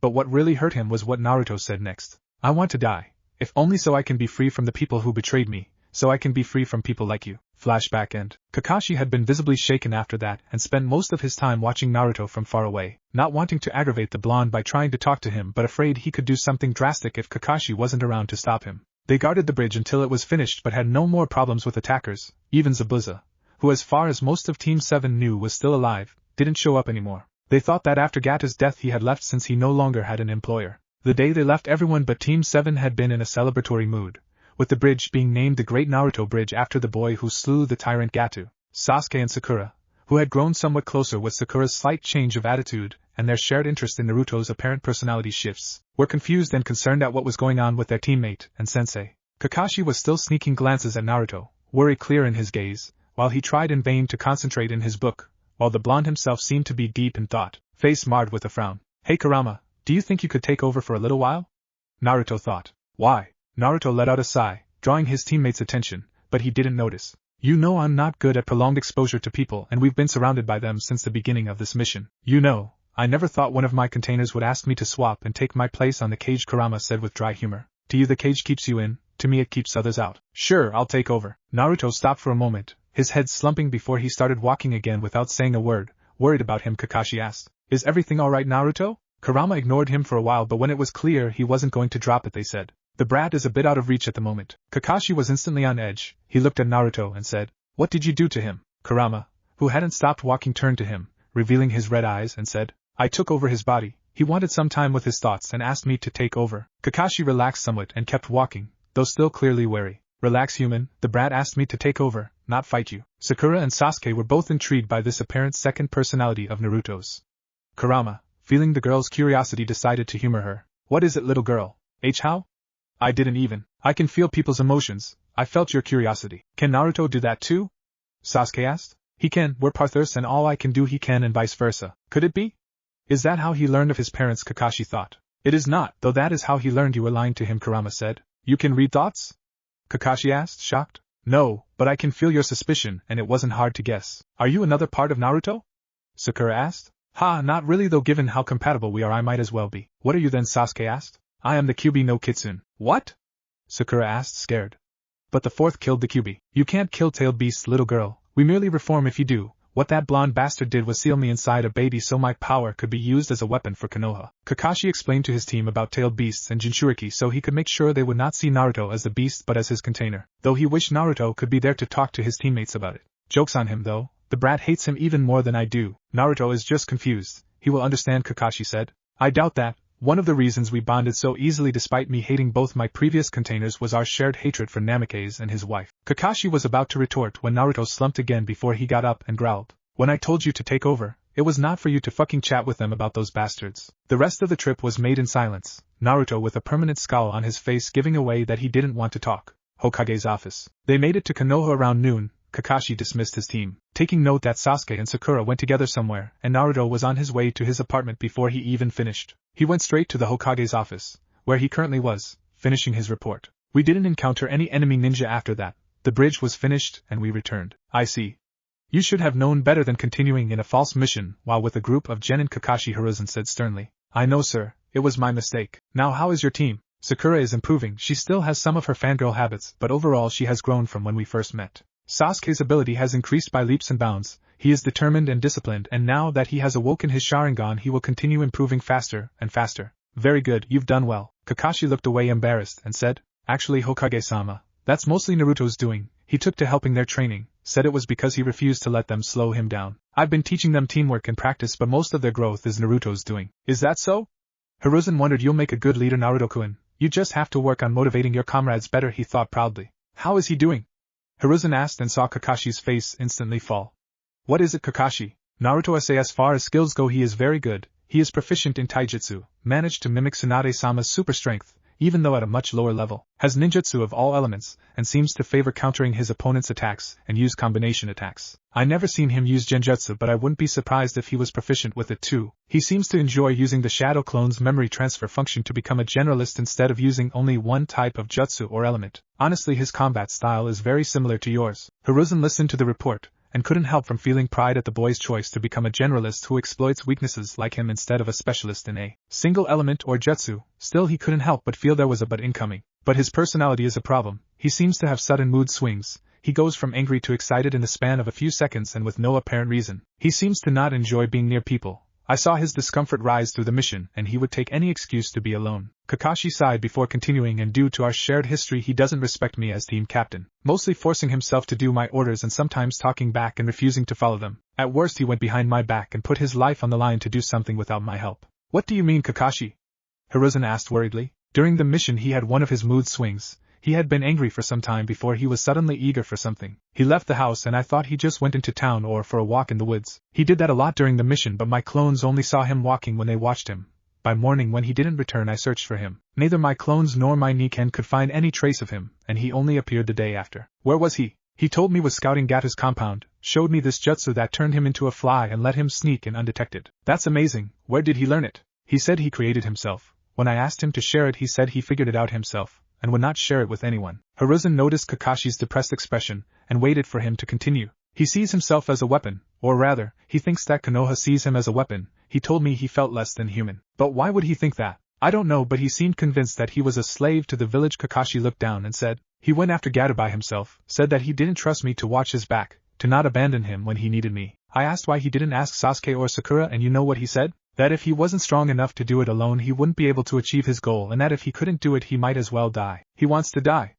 Hyuzen asked, worried and shocked beyond belief. He knew his upbringing would have affected the boy, but since Naruto didn't show any signs of being affected he just assumed the boy was tougher than he looked. It seemed that wasn't the case. He said he would rather die than live without achieving his goal, that he would choose death to be free from the people who abandoned him, people like me. Hiruzen was deeply troubled by this and asked, do you know what this goal is? No, that he never mentioned, and whenever directly asked about it he said it was personal. Kakashi, recomposing himself and glad for the change in subject. I wonder, do you think he would be open to therapy? I don't know, he doesn't seem the type, but with the Kyuubi making it impossible to have in Yamanaka this seems like the only choice. I just hope he lets us help him, Hiruzen said.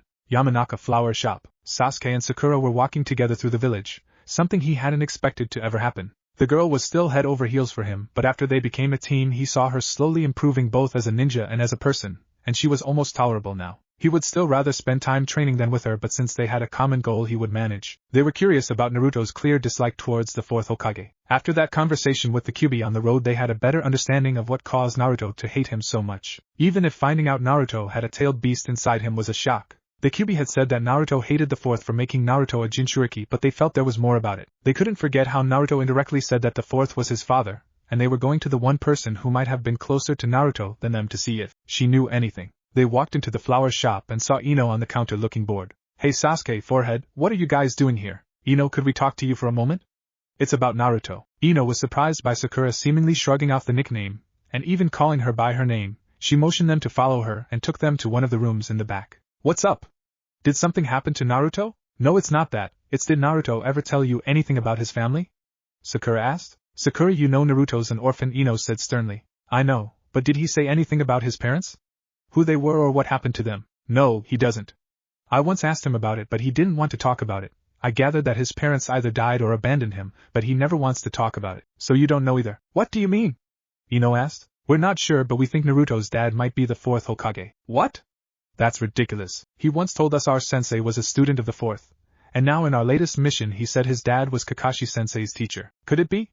But he hates the fourth. We're not sure, but we think we might know why. Or at least part of it. They explained to Ino about the Kyuubi and what they told Sasuke and Sakura. Ino was shocked but could understand why Naruto would keep this a secret. Suddenly all those times he would refuse to talk about his family made sense. She looked at the pair and asked, could Naruto really be the fourth son? We don't know, we were hoping you would know something. Ino shook her head and said, I could see why he would hate him if that was the case, but I don't know for sure. Maybe we should leave it be. Naruto clearly hates the man and I think it's a bad idea to push him on the why, Sasuke said. But Sasuke, the fourth's a hero, Naruto can't hate him, Ino said. He turned to her and said, he's very quick to anger when the subject is his family. Do you really want to risk your relationship with Naruto for the sake of curiosity? Well, no, but then drop it. If he wants to keep his secrets then it's not our place to pry. He'll tell us when he wants to. A few months later, contrary to what they thought, Naruto wasn't willing to do therapy. In fact, he was furious they even brought it up, claiming they just wanted to get into his head to control him, and that they thought he needed help only because he refused to bow his head and gladly be their slave.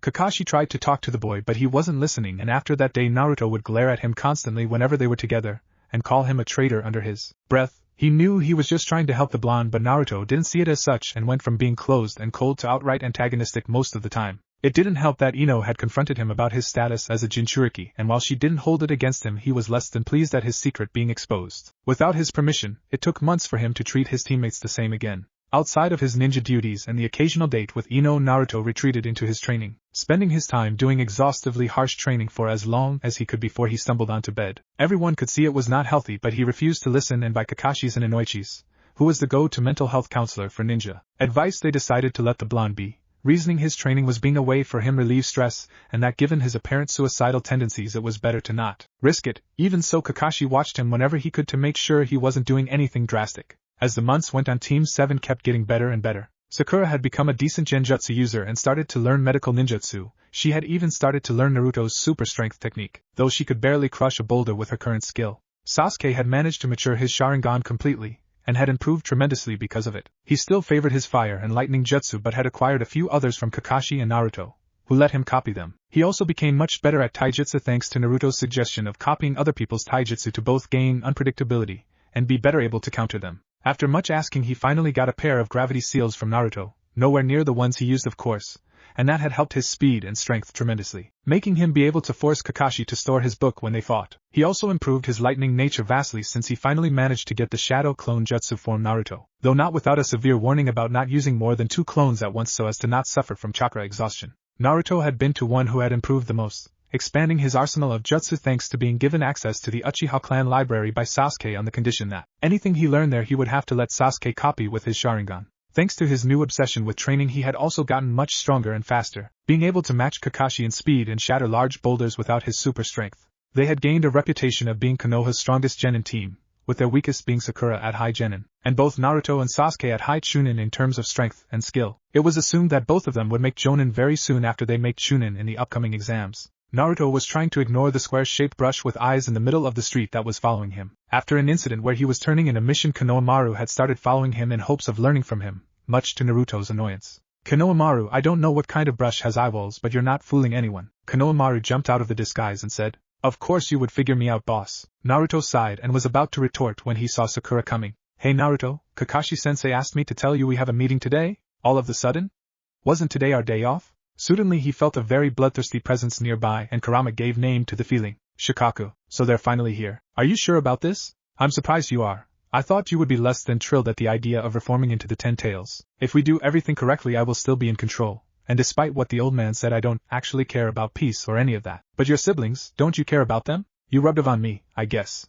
I don't hate them but you're my partner. I'm with you and if that means going against them then I will do it. Thanks Kurama, you're the best. Of course I am. And besides, it's not like I can't manifest into a clone whenever I want so I can have my freedom while still having the safety net of not worrying about being sealed again. At this point Konohamaru had said something that made Sakura chase after him and straight into the Suna team. Naruto saw him hitting behind Sakura who was wary of them. When she saw him, she was relieved and said, Naruto! There you are. Naruto walked past her with a smirk and up to Kankuro. And what have we here? Great, another weakling, do I have to beat you too? Naruto let out a laugh as he looked Kankuro in the eye. Oh, I would like to see you try. Kankuro of the desert, middle child of the Kazekage. Kankuro was confused, both at the blonde's apparent knowledge of him and at the alarm bells ringing in his head. You know us? Temari asked from behind her brother. I do, Temari of the desert, oldest child of the Kazekage. Who are you? She asked. You can call me Naruto, Konoha Genin. You'll be in the Chunin exams too then. Good. I look forward to taking you apart, Kankuro said, annoyed at being ignored. You'll be disappointed then, you're no match for me. Kankuro growled and prepared to punch Naruto only to be stopped by a voice. Kankuro, stop. You're embarrassing us and I'll kill you if you continue. A red-haired boy appeared in a burst of sand. Kankuro froze instantly before retreating in fear. The boy then turned to Naruto and said, Mother wants your blood. Naruto surprised everyone by letting out a mocking is that so? Before walking up to the redhead, getting mere inches from his face, and hissing in his ear come and take it then. The entire Suna team was shocked at the blonde. People in Suna all knew to fear Gaara and directly provoking him was tantamount to suicide. Yet here was this blonde actively taunting him. Sakura was also wary. She knew Naruto was strong but the redhead gave her a strange vibe and she wasn't liking it. Sand quickly shot towards Naruto encasing him in a cocoon. He blasted it apart, formed the inside out with a punch and answered another one. Gaara moved his sand to block but it was blasted apart, barely able to block it. He shot sand at Naruto's chest but Naruto jumped and used the sand as support to kick downwards at Gaara while upside down. The redhead blocked and tried to use the sand to grab Naruto's leg but received a punch from Naruto's other arm that he was forced to block instead. Gaara sent sand spikes at the blonde who dodged and moved to punch him. Gaara's instincts told him the punch was dangerous, and he sent a wave of sand to push the blonde back. Naruto blasted the wave back but had to retreat when the sand on the floor tried to impale his legs. He was already moving when Gaara shot a sand spear, not at him but at Sakura nearby. She prepared to dodge but remembered Konohamaru behind her and put up a hasty block. That proved unnecessary when Sasuke came out of the trees and blasted the sand apart with a kick. Naruto growled at this and moved towards Gaara, suddenly much faster than before, and drew his fist back for a punch. Gaara moved his sand to block but it proved ineffective when Naruto's fist punched through all his sand like it was nothing. The blow connected to Gaara's hasty block and pushed him back, leaving his arms numb and the sand armor around it cracked. Before Naruto could make another move, Kakashi appeared and stopped the fight. Save it for the exams, you two. You mean? Sakura asked. Yes, I nominated you. Naruto glared at Gaara and said, watch yourself, or your tailed beast won't save you from me. Chapter 5, Predator vs. Predator. They had arrived where the exams only to be met with quite a bit of hostility. The other Konoha genin were fine, if a bit too willing to defeat the strongest genin team. Niji Hyuga especially hadn't believed that they were worthy of the title and had said that he would defeat them and prove he was the much more friendly manner Rock Lee had challenged both Naruto and Sasuke, only to be politely refused by Naruto, who claimed that there would be plenty of opportunities to fight during the exams. Naruto had met Kabuto before the first exam and had impressed the others with his mission record and strength assessment. Flashback. before the first exam. I have cards with intel on every prospective Chunin taking the exams this year, Kabuto said, showing the cards he had with him. Show me what you have on Gaara of the Desert, and Naruto Uzumaki, Sasuke said. Really, Sasuke? We train together all the time. You have a much better grasp on my skill set than any card could, Naruto said. We never know what trump card you may be hitting that the cards can tell, Sasuke reasoned. Gaara of the Desert, Kabuto said.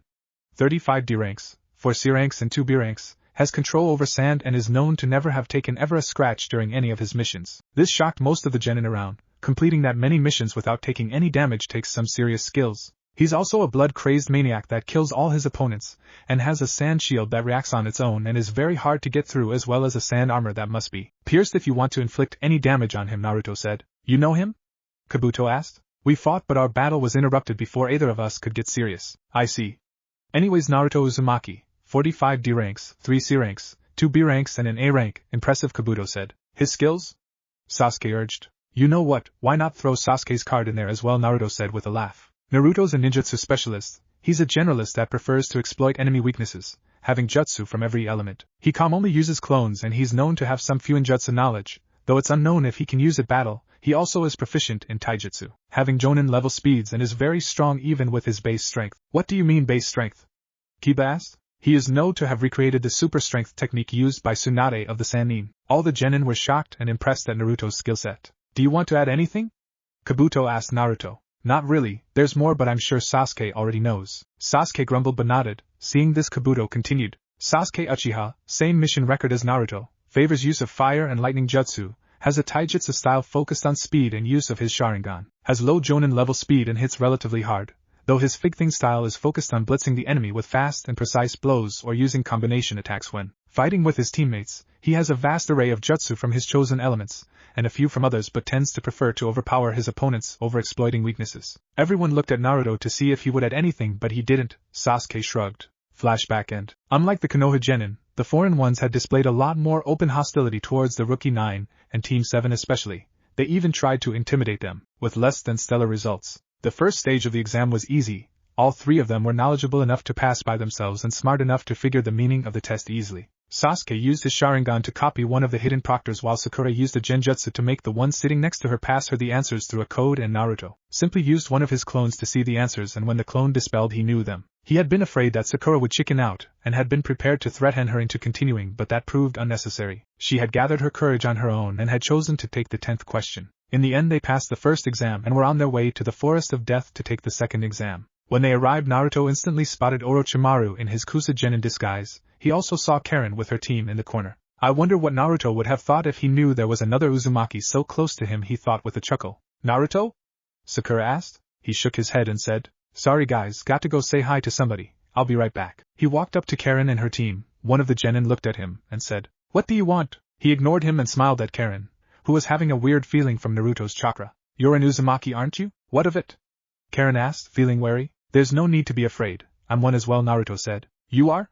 Karen asked, shocked that she would meet another member of her dead clan here. Naruto kissed the back of her palm and said with a smile, Naruto Uzumaki, pleased to meet you. Karen Uzumaki, she said with a blush. She couldn't help but be confused, both by Naruto's chakra and by his attitude. He was being the perfect gentleman, but she could see the confidence he carried himself with, like somebody who was dangerous and took pride in it. It was the same with his chakra, comforting and warm, but with a hidden ruthlessness beneath, and something clearly very powerful even further beneath it. Well, Karen, I look forward to seeing you do well in these exams, but just in case I leave you with a gift. Her hand tingled where he kissed and a seal appeared in it for a moment before disappearing. If you're ever in need of help, just channel chakra in that seal and I'll come for you as soon as I can. She nodded with a stunned expression and a light blush on her cheeks, staring at the seal in her hand. Naruto walked back to his team only to receive a glare from Sakura. Naruto, you're with Ino. How can you go flirting with random girls? Okay, Sakura. First, there's nothing official going on between me and Ino, so I'm free to flirt with as many girls as I want, just as she is free to flirt with whoever she chooses. 2. Second, it's not like that. She's an Uzumaki as well. We're from the same clan. The Uzumaki are a clan? Sasuke asked. They had their own village, before they were destroyed by an alliance of 3 others. They moved to get their scroll, and just like he was expecting, Anko threw a kunai at him. He caught it midair and moved to press it to her neck when she dashed at him. Impressive, brat, you're pretty good. Orochimaru then came behind them and licked the cut on Anko's neck. You should be careful, you could hurt somebody with that, he said mockingly. Naruto just threw the kunai to Anko and said, You know, with that tongue trick of yours, I'm surprised you even have to look for prepubescent boys to give hickeys to. they should be lining up. Orochimaru's eyes widened, but he controlled himself while Naruto walked back to his team, and they went to their gate to start the exam. Forest of Death. They had been jumping through the trees for almost an hour and were somewhere in the middle of the forest. Naruto turned to his teammates as they landed on a branch and said, "Okay guys, we have the Earth Scroll but we need the Heaven one. Anyone has a plan? You don't have one?" Sakura asked, surprised. Naruto seemed to always be ready for anything that came their way. "I do, but I want to hear yours first." "We should head for the tower, ambush one of the teams that has both scrolls and take theirs," Sakura said. "Good plan. However, the time limit is 5 days. Any team that is near the tower either has the same idea as us or is good enough to get both scrolls. We should avoid looking for enemies in an area full of traps if possible. We should split up, go hunting for enemy teams and meet up later," Sasuke said. "No, there are a lot of enemies and we don't know what we can do. If we get caught by some strange jutsu or by surprise while without backup we're dead. Plus Niji's team is no joke and Gaara is a Jinchuriki just like me. With them roaming around, while we should be able to beat them, we'll just draw attention, and if Gaara draws on his tailed beast it will be bad." "He is?" Sakura asked, afraid that the unhinged redhead can become as powerful as Naruto had said tailed beasts were. "Can we beat him?" Sasuke asked. "I might if I draw from the Kyuubi's chakra, but I never tried so I don't know. You as well if you manage to use the Sharingan to suppress his tailed beast." "Sakura has no chance as she has nothing that can counter him and Jinchuriki are immune to Genjutsu." They both nodded at that. Seeing this, Naruto continued, "Sakura, while you can defend yourself pretty well, your skill set is mostly support-based, and with this many powerhouses out and about it's better if you stay behind us and try to save chakra for any emergency healing we might need." She nodded at that. "Okay, here's my plan. I can feel a few teams in my sensory range. We'll track them down and ambush them together. Once we have our scroll we'll wait for nightfall and make our way to the tower under the cover of darkness. But if we do that we'll barely fight." "I want to test my strength," Sasuke said. "After we have our scroll we can track down some teams for you to fight, but the objective must come first." Sasuke nodded, satisfied. They went tracking and found a team of AIM Genin hiding in the brushes below. Just as Sasuke was about to move, Naruto stopped him and signaled him to watch. Out of the tree line came Natsumi Uzumaki. Battered and with her clothes torn, she stumbled onto the enemy camp breathing heavy and said, "Help, my team has been killed." She coughed. "I managed to escape, but I can barely walk anymore." "What do we have here?" one of the genin said. "A lost little tree huger it seems," the other said. "Please," she let out another cough. "I'll do anything." "Anything you say." At this point both Sasuke and Sakura were ready to jump to the twin-tailed blonde's defense, with only Naruto stopping them. The girls stumbled into the arms of one of them and said, "There's just one thing I have to tell you first." "What's that?" she smirked and said. Boom, she blew up instantly, killing the genin that was holding her and knocking the other two back. Naruto burst out laughing while Sakura and Sasuke looked at him like he was mad. After he stopped laughing he saw their horrified and confused faces and said, "Relax, it was just my clone." Sakura looked angry while Sasuke just looked at him with the greatest poker face he could and said, "Naruto, you're an asshole." "I know," Naruto said with a smile. He then motioned for the genin that were getting back up and said, "You wanted a fight." They neutralized the genin pretty easily, stunned and injured as they were, and tied them up. They looked through their stuff and found another Earth Scroll. The other genin chose this time to wake up and said, "Ugh, what wait, Hikari." "Fuck, Hikari's dead." "That he is," Naruto said. "You son of a bitch." "That I am." "You bastard, I'll kill you." "You don't know how right you are." "But no, you'll not kill me." The genin growled at him before he said, "You got the scroll, let us leave, we lost." "No, I don't think I will. You were all too willing to do unspeakable things to poor Natsumi-chan," he said mockingly, even going so far as transforming into his female form and saying, "And I'm just an injured, defenseless maiden," she said with an innocent voice before turning back to Naruto, who laughed. "You scare me sometimes, brat." Kurama said, form inside the seal. "I'm proud of that," he thought. "What are going to do with them?"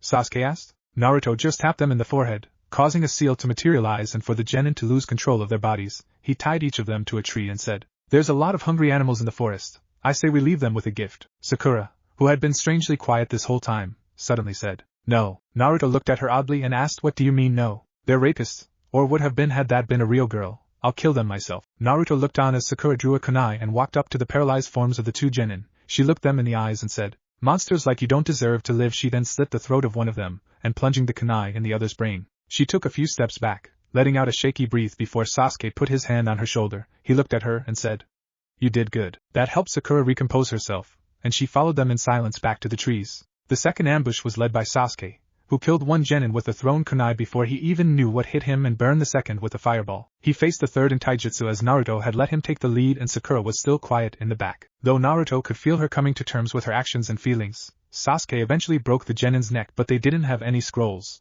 The third one was led by Sakura, who had built some confidence and asked for the lead. She put one under a genjutsu that made him attack the other and use her super strength to break the third's ribs, puncturing his lung and killing him. She seemed better than before and shrugged off Naruto's concerned question. The genin under genjutsu killed his former ally before Sasuke killed him. They managed to find the Heaven Scroll with that group and moved on, Sasuke ambushing teams that Naruto detected while Sakura sat at the back and asked to lead only once more. By nightfall they had fought 7 teams and had made camp in an isolated clearing, hidden from prying eyes. Naruto insisted that they used a lot of energy, and that they should rest for a few hours before moving to the tower. Sakura had been less than pleased when she learned that she would have to go without a shower and eat food from the forest, and Naruto took pity on her and unsealed a large container of water and a few boxes of food from a scroll in his pocket. It pays to be prepared, he said. They all took quick showers, albeit cold ones, and ate. Naruto took watch, claiming that as an Uzumaki he barely needed sleep and could go for days at a time without problems. They accepted and were asleep in one of the tents. As Naruto was waiting he felt a very familiar signature and moved towards it, leaving a clone behind to watch the camp. He dashed through the trees rapidly and managed to meet with the signature in a clearing far from the camp. The Kusa Genin stopped at the other end of the tree and spoke. Hello Naruto-kun, Orochimaru. May I ask how you knew it was me? I have my ways, Naruto said with a smirk. I see, and by your comment earlier you also know what I want. Orochimaru took Naruto's lack of response as a yes and continued. And given that you don't seem to have won the Hokage, you are either suicidal or think you can beat me. Why not both? Naruto said with a chuckle. Before Orochimaru could respond, Naruto rushed at him with speeds he shouldn't have. He threw a punch and Orochimaru barely managed to put up a hasty block. Not that it helped, as Orochimaru was blasted through several trees before he managed to straighten himself and land. That was as strong as Tsunade, he thought, shocked. Naruto moved to hit him again, but this time he expected the blonde's speed and redirected the blow into one of the trees, that shattered on impact. He attempted to punch the blonde, but Naruto dodged and moved to backhand him. He ducked and hit the blonde of the stomach. He nodded with morbid curiosity as Naruto flew back from the blow before landing unharmed that it felt like hitting a steel wall. He pointed his sleeves at Naruto and said, Hidden Shadow Snake Hands. Dozens of snakes came out of his sleeves, aimed at Naruto, who just flashed through hand seals before saying, Fire Style. Majestic Destroyer Flames. Naruto spat a massive wave of fire that burned the snakes and forced Orochimaru to jump up the trees. Naruto followed him and stood in another branch across him, cocky smile in his lips. You're full of surprises, Naruto-kun. You haven't seen anything yet. Orochimaru's eyes widened when the very characteristic bar-like eyes and markings under them of Sage Mode appeared in Naruto. How?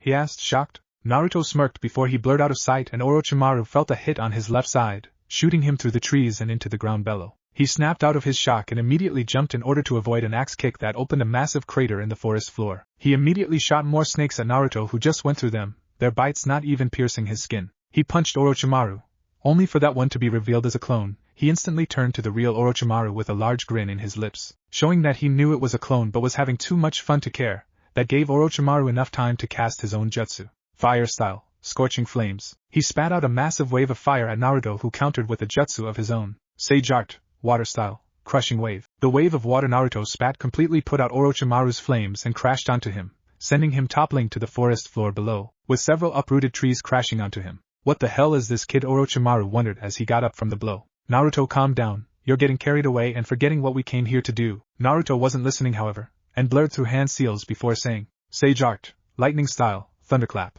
A bolt of lightning flew off Naruto's hands and into Orochimaru, who managed to dodge the bolt and the ensuing explosion, but not without getting singed. That's it. This is what I'm looking for, Naruto said with an almost crazed laugh. I feel so alive. He dashed at Orochimaru, who was having an increasingly hard time keeping up with the blonde, and by the damage he was doing to the environment it was clear he has started using super strength in combination with Sage Mode. He managed to get some distance and bit his thumb before slamming his hand on the ground. Summoning Jutsu. Hashiman Gates. Yes, Naruto shouted. Make this fun for me. Keep going. His eyes held a crazed excitement as he drew his first back and crashed it into the gates with all the strength he had, making them buckle but not break. It's useless, Naruto-kun. Those gates won't break, Orochimaru said before flinging a fireball at Naruto from atop the gates. Naruto dodged and jumped up a branch. Is that so?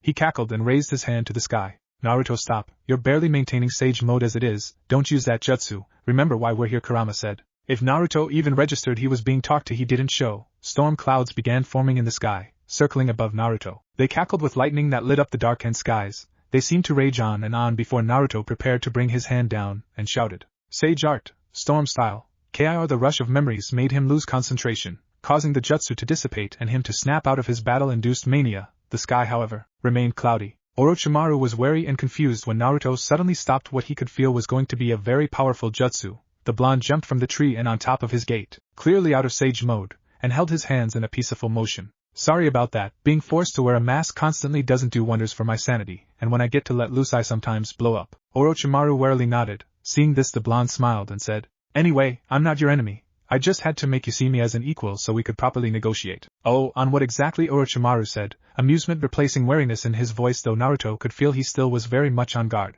Sasuke, I know you want him as your new vessel, and in exchange for not interfering and not spilling the beans on your invasion there is something I would like from you. He could feel the spike of surprise when he mentioned the invasion. Orochimaru turned to him and asked, and what is it that you want? Naruto smiled and said, the DNA of Minato Namikaze. The camp. A few minutes earlier, Sasuke awoke to the sounds of distant battle. He saw Naruto at the edge of the camp, looking towards the distance to where the sounds seemed to be coming from. What's going on? He asked. Naruto shook his head but didn't answer, and Sasuke, feeling frustrated at his friend, demanded, Naruto, I don't know. Okay. The boss felt something approaching the camp and moved to engage. I was just left here to guard the camp. Sasuke growled at this. It was just like Naruto to run off to fight and leave them behind. He turned to the clone and said, protect Sakura. I'm going to find Naruto. The clone nodded, but by that point he was already rushing through the trees, intent on finding his lost teammate. The clone merely created another one before it popped, informing the original. Sasuke reached the scene of the fight to see a devastated piece of woodland, trees uprooted and shattered, the ground singed by what seemed to be a powerful lightning jutsu, and a massive gate with Naruto, and a pale-faced man standing on the top. He approached warily but saw Naruto didn't seem to hold hostility for the man. He found that hard to believe, given what was clearly the aftermath of their battle. Naruto, who is this? Sasuke, meet Orochimaru of the Sannin. Sasuke was shocked. Orochimaru was one of Konoha's biggest traitors, yet he was talking to Naruto like it was nothing. Nice to meet you, Sasuke-kun. And you wonder why people see you as a pedophile, Naruto remarked, causing a tick mark to appear above Orochimaru's eye. What do you want? Sasuke asked. To give you power, enough power to kill Itachi. Sasuke's first instinct was to accept, but he looked questioningly at Naruto, who just shrugged and said, don't look at me, it's your choice and you know I hold no love for Konoha. I'm not about to sell you out. How will you give me power? Sasuke asked. I'll give you my mark. Your hiki, you mean? Naruto joked, causing another tick mark to appear on Orochimaru. My mark will give you power, more than you ever had. Sasuke considered, but instead of answering he turned to Naruto and asked, you two fought, didn't you? We did, Naruto said, resigned to the fact that he had been found out. How did you match a Sannin? He asked. I'd say I did a bit more than match him, Naruto joked, eliciting a grumble from Orochimaru about brats that didn't respect their elders. Damn it, Naruto, I want to know, since when are you this strong?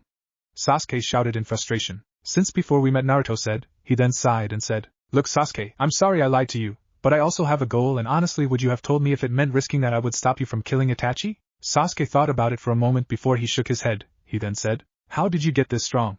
I have been training for years and I only really started improving as fast as I would have liked when you started helping me when I became a genin. Orochimaru was also visibly interested in the answer. Honestly, shadow clones, thousands of them training constantly since I was 6. Shadow clones taught you sage mode?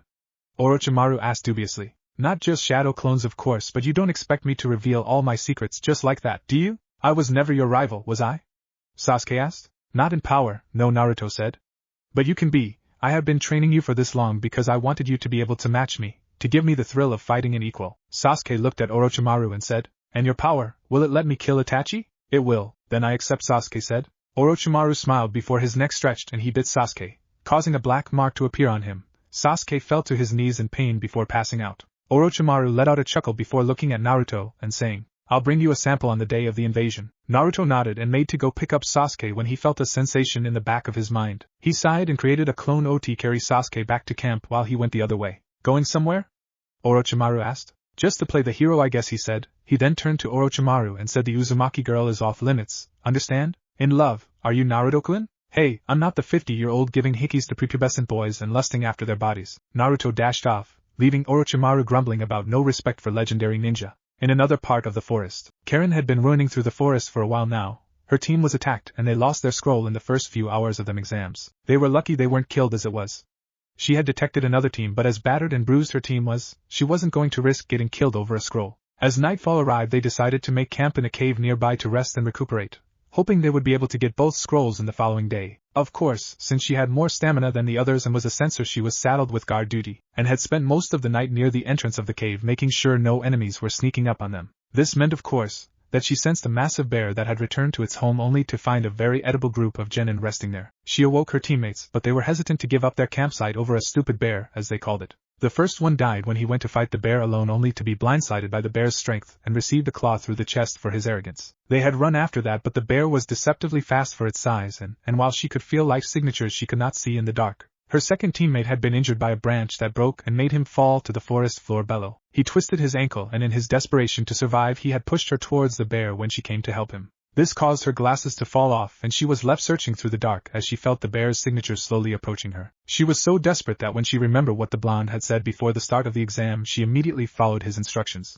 She felt as he seemed to appear on her senses further on than her sensory ability allowed to feel and move rapidly in her direction. She heard the screams as the bear found her teammate, who hadn't been able to go far with an injured leg and while fumbling around in the dark ended up going towards the bear, instead of away from it. She could feel the blonde enter her regular sensory range at high speeds while the bear finished with her now former teammate, and moved towards her, but at this point she was so scared that she started whimpering on the floor and all she could think was, "I don't want to die, please, somebody save me." She heard the bear roar as it stood over her, and raised its massive paw over her, and for a second all was still before she heard a loud thud and the bear hit a tree nearby, before collapsing dead. A hand grabbed her own and helped her to her feet. She felt comforted at the warmth of the presence in her senses before an equally warm hand wiped the tears from her eyes and placed her glasses in her face. "Are you okay?" Naruto asked. She could only nod dumbly as the very same blonde held her hand in a comforting manner, and gave her a warm smile. "Good, I'm glad you're okay. And my team," she stammered while trying to look towards the direction she had heard the screams from, only for Naruto to cup her cheek and say softly, "Don't look, he's gone." She gave a soft sob at this before Naruto gave her hand a comforting squeeze and asked, "Were the two of you close?" She shook her head and said, "And no, it's they'll blame me. I wasn't born in Kusa and they don't like outsiders." "Sounds like a place that doesn't deserve you." "Yeah, but where would I go?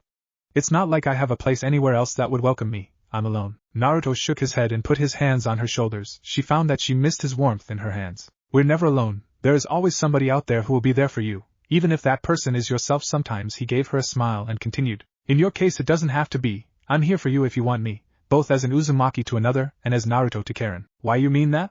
she asked, voice sounding hopeful. "I do." She hugged him.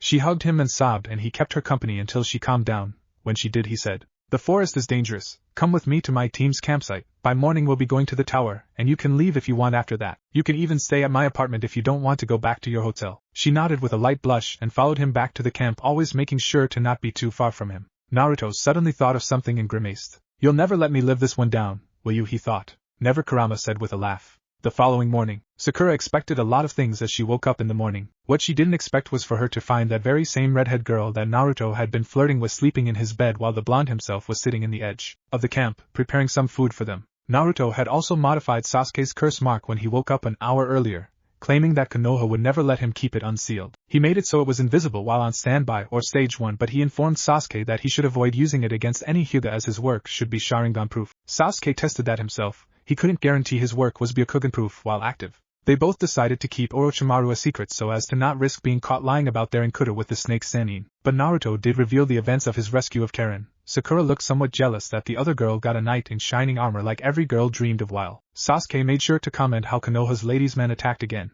Karen blushed but didn't deny anything. Naruto had also spoken to Sasuke in private about keeping his true strength a secret. He agreed, but asked Naruto to teach him a jutsu. Naruto smirked at what jutsu he would teach the Uchiha. "It's time to give back what I stole," he thought. After they packed up camp, they made their way to the tower. Naruto asked Karen to guide them, wanting to make the girl feel wanted, and thanks to her they avoided a few teams roaming the area. They made it to the tower and opened both scrolls. Iruka came out of the smoke and said, "Congratulations on passing the exam, and who's the girl?" "My name is Karen," she said from besides Naruto. "Her team got killed and I saved her. We escorted her here," Naruto said. "I see," Iruka said. He then turned to Naruto and gave the boy a proud look, causing no small amount of annoyance to the blonde. He then gave a speech about what the two scrolls meant and led them to the resting area where they were going to wait for the rest of the exam to pass. He offered to escort Karen back to the village proper, but instead she turned to Naruto and asked, "Can I stay in your room?" Sakura looked mortified while Sasuke and Iruka were giving the boy proud and jealous looks. Naruto ignored them and said, "Sure, why not?" Chapter 6. Preliminaries. The rest of the second exam had passed without much incident.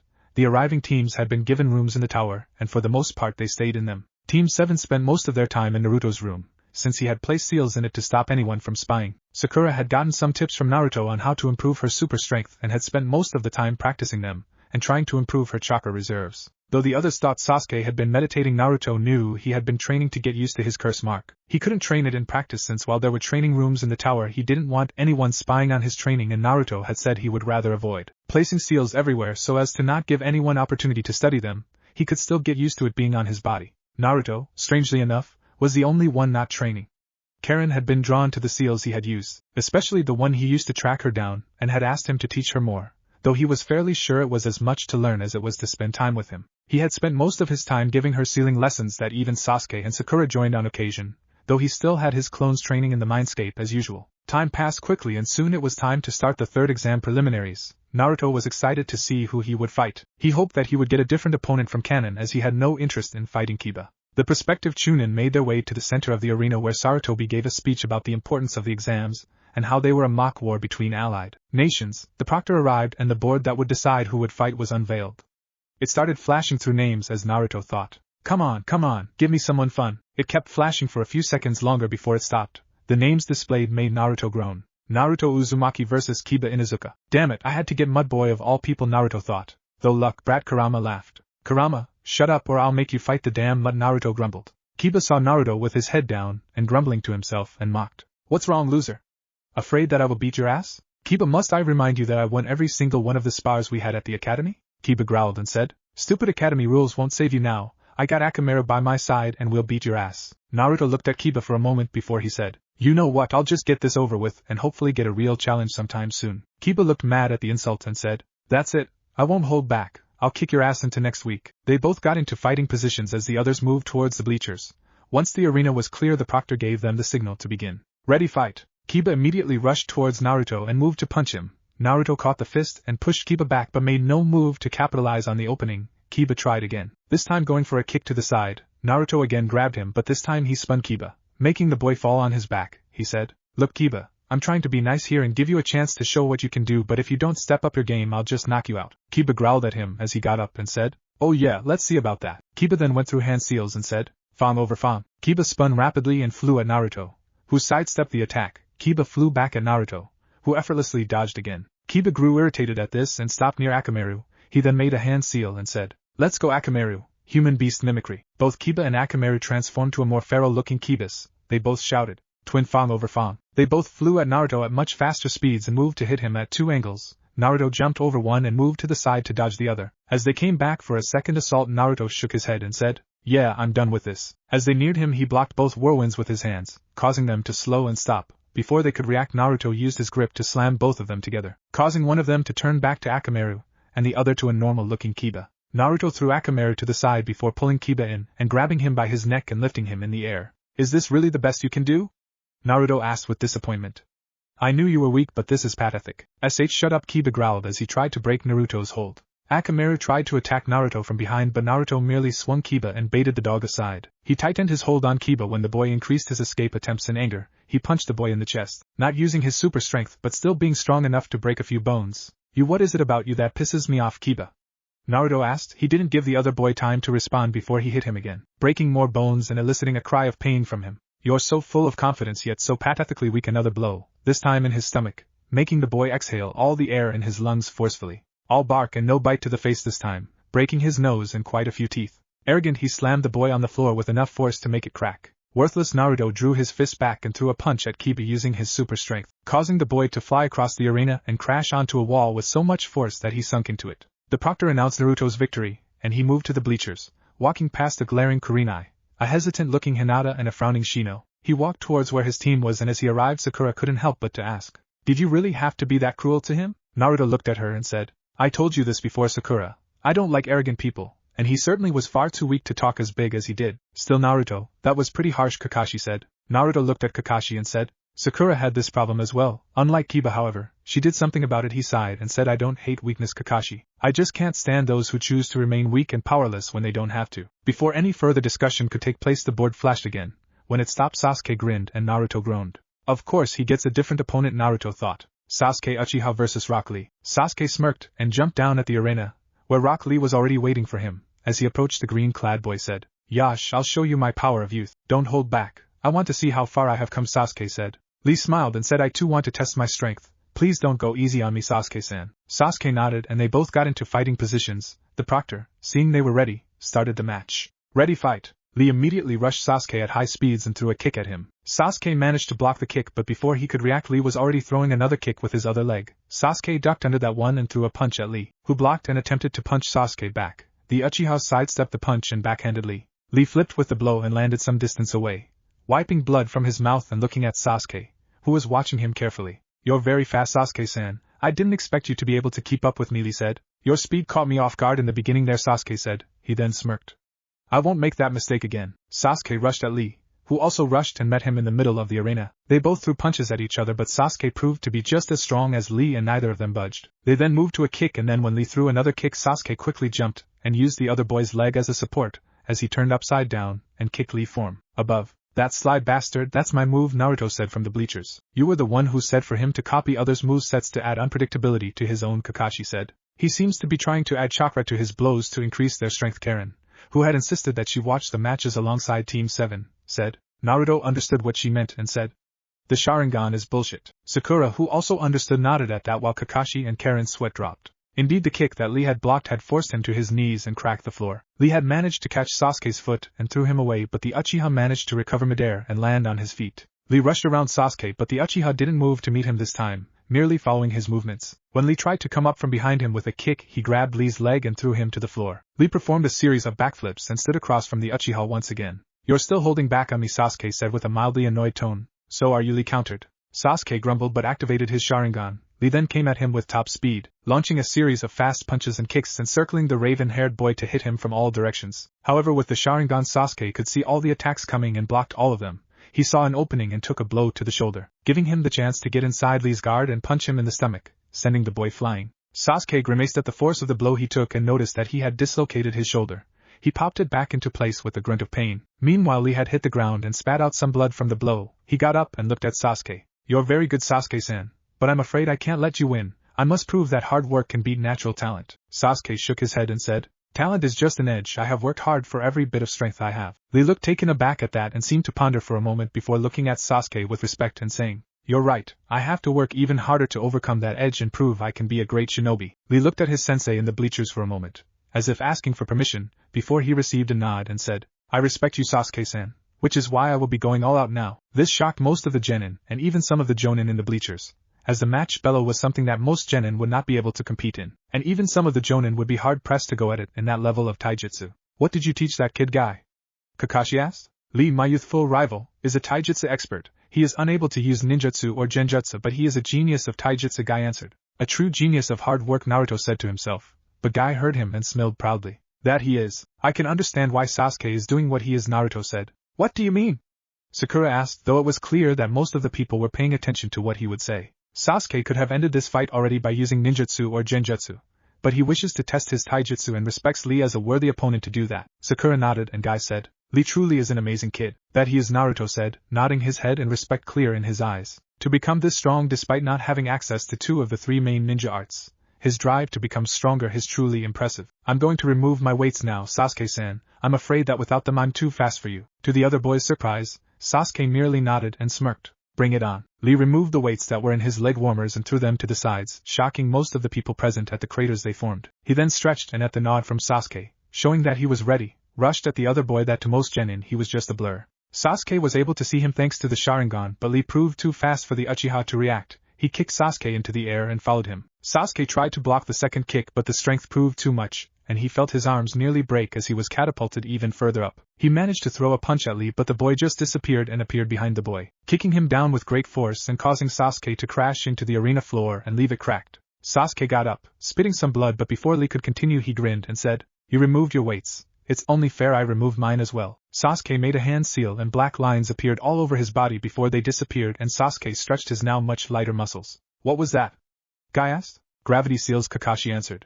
"I didn't know you could do that, my youthful rival." "That's because I can't. Naruto did it." Guy looked at the blonde with surprise before focusing back on the fight. Without his gravity seals, Sasuke was matching Lee blow for blow. Lee was still faster, but with the Sharingan Sasuke was able to keep up with his speed, and with the super strength he had copied from Naruto his blows hit harder than Lee's. They seemed to be evenly matched, and it scared the other genin that there were such monsters competing with them. The only saving grace was that they had been matched up with each other, and at least one of them would be eliminated after this match. They stood across one another after another rapid exchange of blows, both bruised and breathing heavily. Both looked at the other before Lee said, "I'm impressed, you managed to keep up with me even without my weights." Sasuke let out another breath before saying, "You're pretty good too. I only ever fought one genin stronger than you." At Sasuke's glance Lee could see who he meant. He grinned and said, "I hope I get to fight him as well, further in the tournament." "Oh, I haven't lost yet. What makes you think you'll even get past me?" In different circumstances Lee would have asked for Guy's permission, but here he respected his opponent too much and was so glad to be respected in battle that he didn't. He just concentrated and started. 8 inner gates, gate of opening, open. Guy was shocked that his student would use that technique and even more that he didn't ask for permission beforehand. He saw Lee open the first gate and thought, Lee, I hope you're sure about this. 8 inner gates, gate of healing, open. You taught him the gates? Are you insane? Kakashi said. Lee has a dream. I warned him of the dangers and he decided to do it anyway for the sake of his dream. I'm proud I have such a youthful student. 8 inner gates, gate of life, open. Will Sasuke-kun be okay?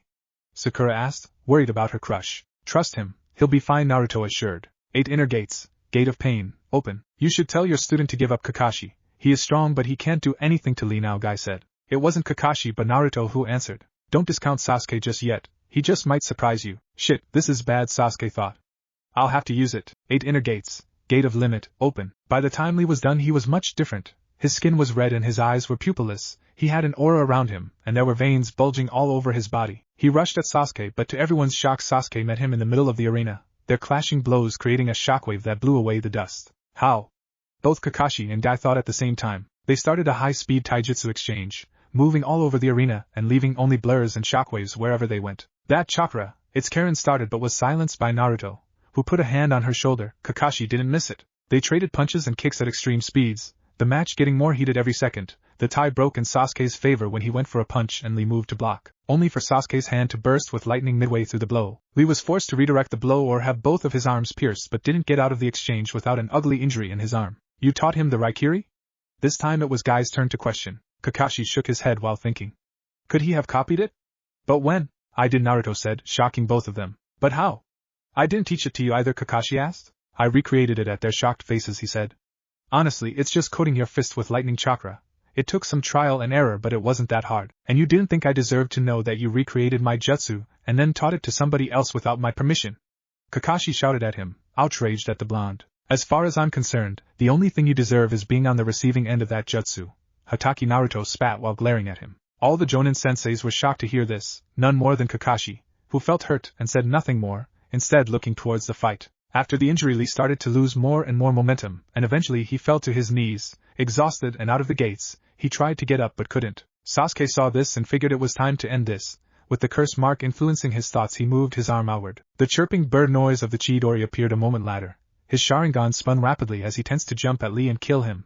Suddenly there was a hand on his shoulder. Guy was in front of his student, ready to defend him. Kakashi was to the side, ready to jump in and stop him, and Naruto, whom the hand belonged to, whispered in his ear. You are the wielder, you control the tool, not the other way around. The Chidori dissipated and Guy rushed Lee to the hospital while the proctor announced Sasuke's victory, and they moved to the bleachers to give way to the next contestants. As they arrived, Karen saw the state Sasuke was and moved to let him bite her, but Naruto stopped her. He motioned to Sakura and asked, Sakura, your match hasn't happened yet, you sure you have enough chakra to heal him? Sakura hesitated for a moment before nodding and her hands glowed green as she started healing Sasuke. Naruto walked up to Karen and whispered in her ear, I don't want you using that ability unless it's an emergency, okay?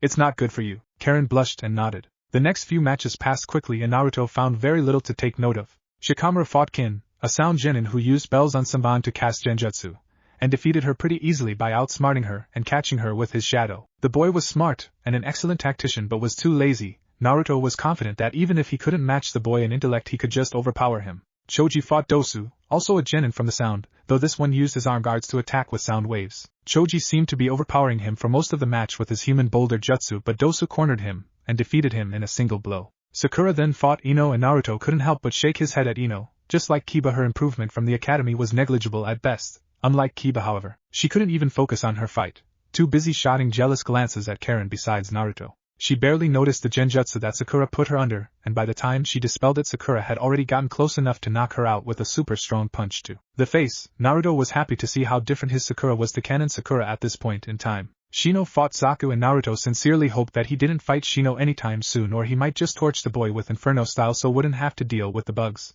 Bugs? Ugh, Naruto thought with a shudder. I know, right? Kurama agreed with a shudder of their own. Shino managed to block Zaku's pressure arms, and the sound genin blew his own arms up when trying to attack him. Tenten fought Temari and she was easily defeated. Temari was just a bad matchup for her with Temari's wind jutsu countering all her weapons. She tried her best and displayed admirable courage, but in the end there wasn't anything she could do against the Suna Kunoichi. Hinata fought Niji and Naruto couldn't help but to say to Kurenai, You know, I don't know what's sadder. Kurenai glared at him and said, Are you going to insult another one of my genin now? Naruto shook his head and said, Considering that she is fighting someone stronger, faster, more skilled and that knows her fighting style intimately, she is doing an impressive job. Kurenai was taken aback and Naruto continued. What I meant is her situation. She is a kind and gentle soul who hates to hurt others. She has no business being a ninja. Kurenai wanted to refute but couldn't. Seeing her conflict, Naruto continued. On top of that, her own family doesn't seem to notice that she needs positive reinforcement instead of the harsh criticism they always give her. It's no wonder she fell in love with me when all I did was show her basic human kindness. So you know, Kurenai said,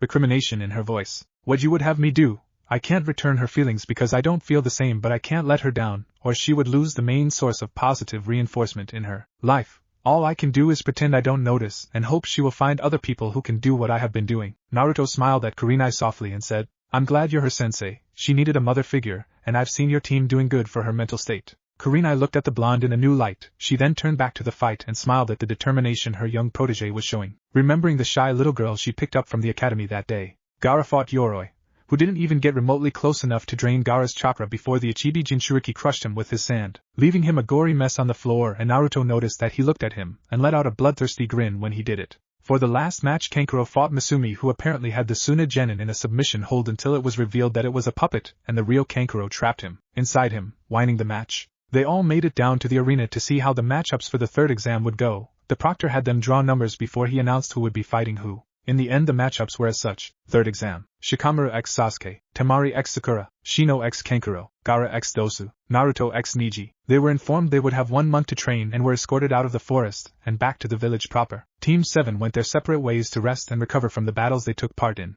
with Karen following Naruto back to his apartment. He showed her around the place and keyed her in on his security seals so she would be able to come and go freely. What are we going to do now? Karen asked. I'm going to train and prepare for the finals starting tomorrow. There's a few scrolls you might want to study over there and my money is in that scroll. Just don't spend it all. Just channel your chakra like I showed you and the seals will let you in whenever. Oh, and don't tell anyone you're staying with me. I'm not really popular in the village, and I'd rather you don't catch flack because of it. You're not staying with me? Karen asked with the best puppy eyes she could muster. Oh, she is good, Kurama laughed. Naruto cupped her cheek and looked into her eyes. He moved closer to her, and she closed her eyes expecting a kiss. Instead he whispered in her ear, You're gonna have to do better than that. She blushed pink in embarrassment, and pouted while Naruto laughed. The next day, Naruto had just woken up when somebody knocked on his door. He had let Karen take the bed while he slept in a futon on the floor. She had insisted that he sleep on the bed and even offered to share it with him, but he brushed her off. You're sure you're going to be able to resist such a beauty in your home after all that stressful training, Kurama said, mostly joking. You know, I thought about it. Ino was just fun, but Karen just might be willing to follow me in my goal. Everything with you is about your goal. You know who you remind me of? The Uchiha and his revenge. That's fair, but still, you know I'm not giving it up for anyone but if she's willing to follow me. Careful, brat. She likes you, but I'm not sure if it's enough to follow you, even if she did follow the Uchiha in canon. You know what, let's get to it when we get to it, okay? Ino had also come around after she woke up, mostly to see who the redhead following Naruto was. Naruto explained to her in private about the sharing a clan, and while she wasn't happy, Naruto had said to her that there was nothing official going on between them, and that he had never stopped her from being in the company of or with anybody else. She left grumbling, but Naruto was glad she hadn't made scene. He'd rather not deal with enraged crying women. He also explained the nature of his relationship with Ino to Karen, and she only smiled. It worried Naruto that he could feel competitiveness instead of jealousy from her. Kurama only laughed at the despair of the blonde at the idea of having a harem. Naruto opened the door and saw an A&B there. They said, Naruto Uzumaki, you're being requested at the Hokage's office. Naruto nodded and followed after saying goodbye to Karen. Hokage's office a few minutes earlier. Kakashi normally didn't arrive on time for anything. A summons from the Hokage in regards to his team changed that. Kakashi, I'm glad to see you, Hiruzen said when Kakashi arrived. You called me, Hokage-sama? I did. Your team showed an exemplary performance in the Chunin exams thus far. A rookie team all making it to the finals is impressive. Thank you, Hokage-sama.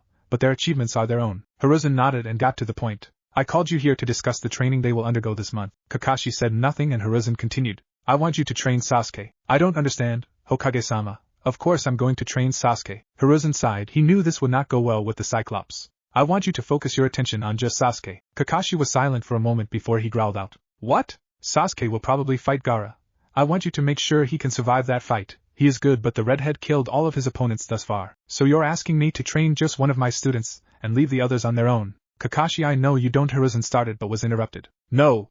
I won't abandon my students when they need me. I'll train Sasuke, but I will also train Naruto and Sakura. Hiruzen sighed before he said, Kakashi, that's an order. Kakashi growled and said, then you call them here and tell them that Naruto hates me for leaving him when he needed me. I'm not letting him believe I'm doing it again. You want me to train just Sasuke? You tell them that. Hiruzen sighed and motioned for an A&BU to bring the members of Team 7 there. The first to arrive was Sakura.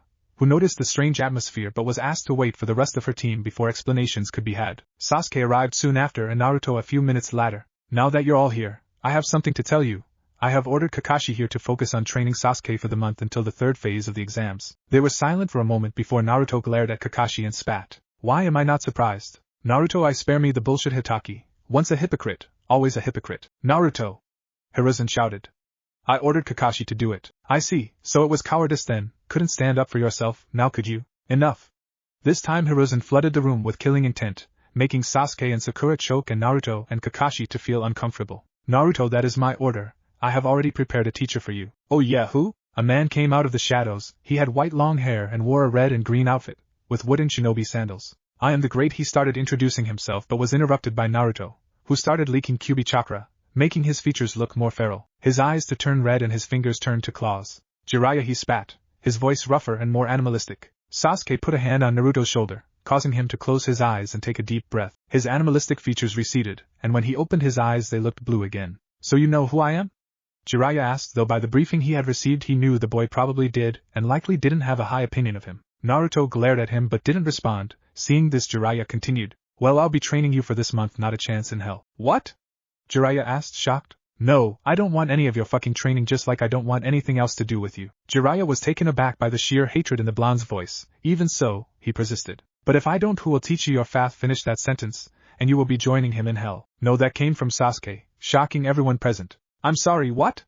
Hiruzen asked. I don't accept. I don't want any training from him. But why? Kakashi asked. You claim that those who don't follow orders are scum, but those who abandon their teammates are worse than scum. That is what you're doing. And you would have me disobey orders? You know who disobeyed orders for the sake of his teammates? Sasuke asked, but continued before an answer could be given. Tsukumo Hatake. Kakashi froze before he looked down, realizing he had been acting exactly as the people who caused his father to kill himself. He felt ashamed of himself. Sasuke looked at Naruto and said, You think we can train together?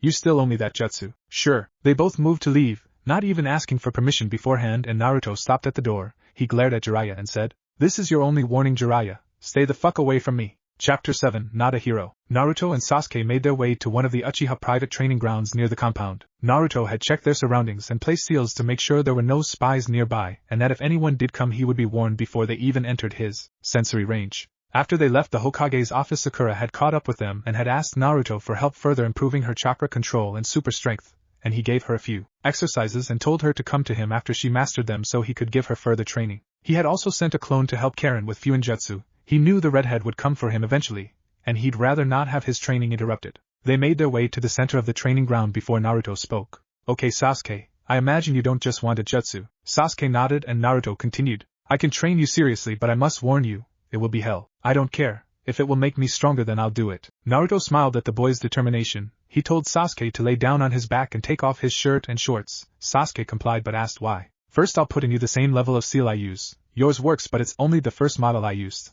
I have improved mine constantly over the years. Sasuke nodded and stood still as Naruto removed his current seal and placed a new one on his back and limbs. After he was done, Naruto told him to channel chakra to activate the seal. When he did, he felt as if a mountain was on top of him. Now, Naruto said with a chuckle, your first goal is to be able to move normally with that seal. I recommend you use chakra to improve your strength at first, but try to do it without it when you get used to it. Sasuke grunted as he tried to stand up but could barely get off the ground even with all his strength. Naruto watched him as he went through his own training, blurring through taijutsu moves that Sasuke had to use the Sharingan to even follow. Naruto saw him watching and said, Focus on your training. The longer you take, the less time you will have to learn jutsu. Sasuke grunted but continued to try and get up. By the end of the first day he barely managed to get to his feet with the help of chakra. Naruto had said it was impressive and that the only reason he had managed to do the same was that he had the Kyuubi inside him, and could force his own muscles further thanks to his healing factor. The look in Sasuke's face when Naruto revealed that all those moves he needed his Jujutsu to even follow were all done under the effects of the same seal was priceless. Third day of training. Sasuke had finally managed to run an entire lap around the training field with the help of chakra, though without it he could still only walk without falling, much to Naruto's amusement. After he managed to get up without chakra, Naruto had told him to make as many clones as he could without starving himself of chakra. He made 3 and the clones had been working on improving Sasuke's lightning nature transformation, thankfully without the seal's effects on them. Sasuke fell on his knees, breathing heavily. Naruto looked at him and asked, You need a break? No. He let out a breath. I can still keep going. Naruto smiled and said, I hope so. You saw how Lee fought. If you want to become stronger you will have to go beyond your limits. Only when your body screams at you to stay down, and you get up again you will be strong. Sasuke laughed from where he was on the ground and said, You know Naruto, you sometimes act like you're much older than you are. I wonder why, Naruto said, scratching the back of his head. 7th day of training. Sasuke could now move normally without chakra. Naruto had told him to remove the seals so he could get used to his speed, and he was shocked to find that without the seal but without chakra he could move almost as fast as he could with chakra beforehand. Afterwards he started doing taijutsu stances with the seal on, trying to move through them as fast as he could. After about an hour he fell to the ground exhausted. You're improving really fast, I'm impressed. Sasuke glared at him and said, Your damn Uzumaki stamina is bullshit. How can you keep this up and not show any signs of even being a little tired? Oh really, somebody with the Sharingan is telling me that my bloodline is bullshit? Naruto asked with a laugh. Sasuke kept glaring at Naruto but said nothing. I have good news for you. You should be just about ready to start learning the jutsu I have in mind for you. With much effort Sasuke got up and started doing his exercises again. I'd better finish these then, he said with a smirk.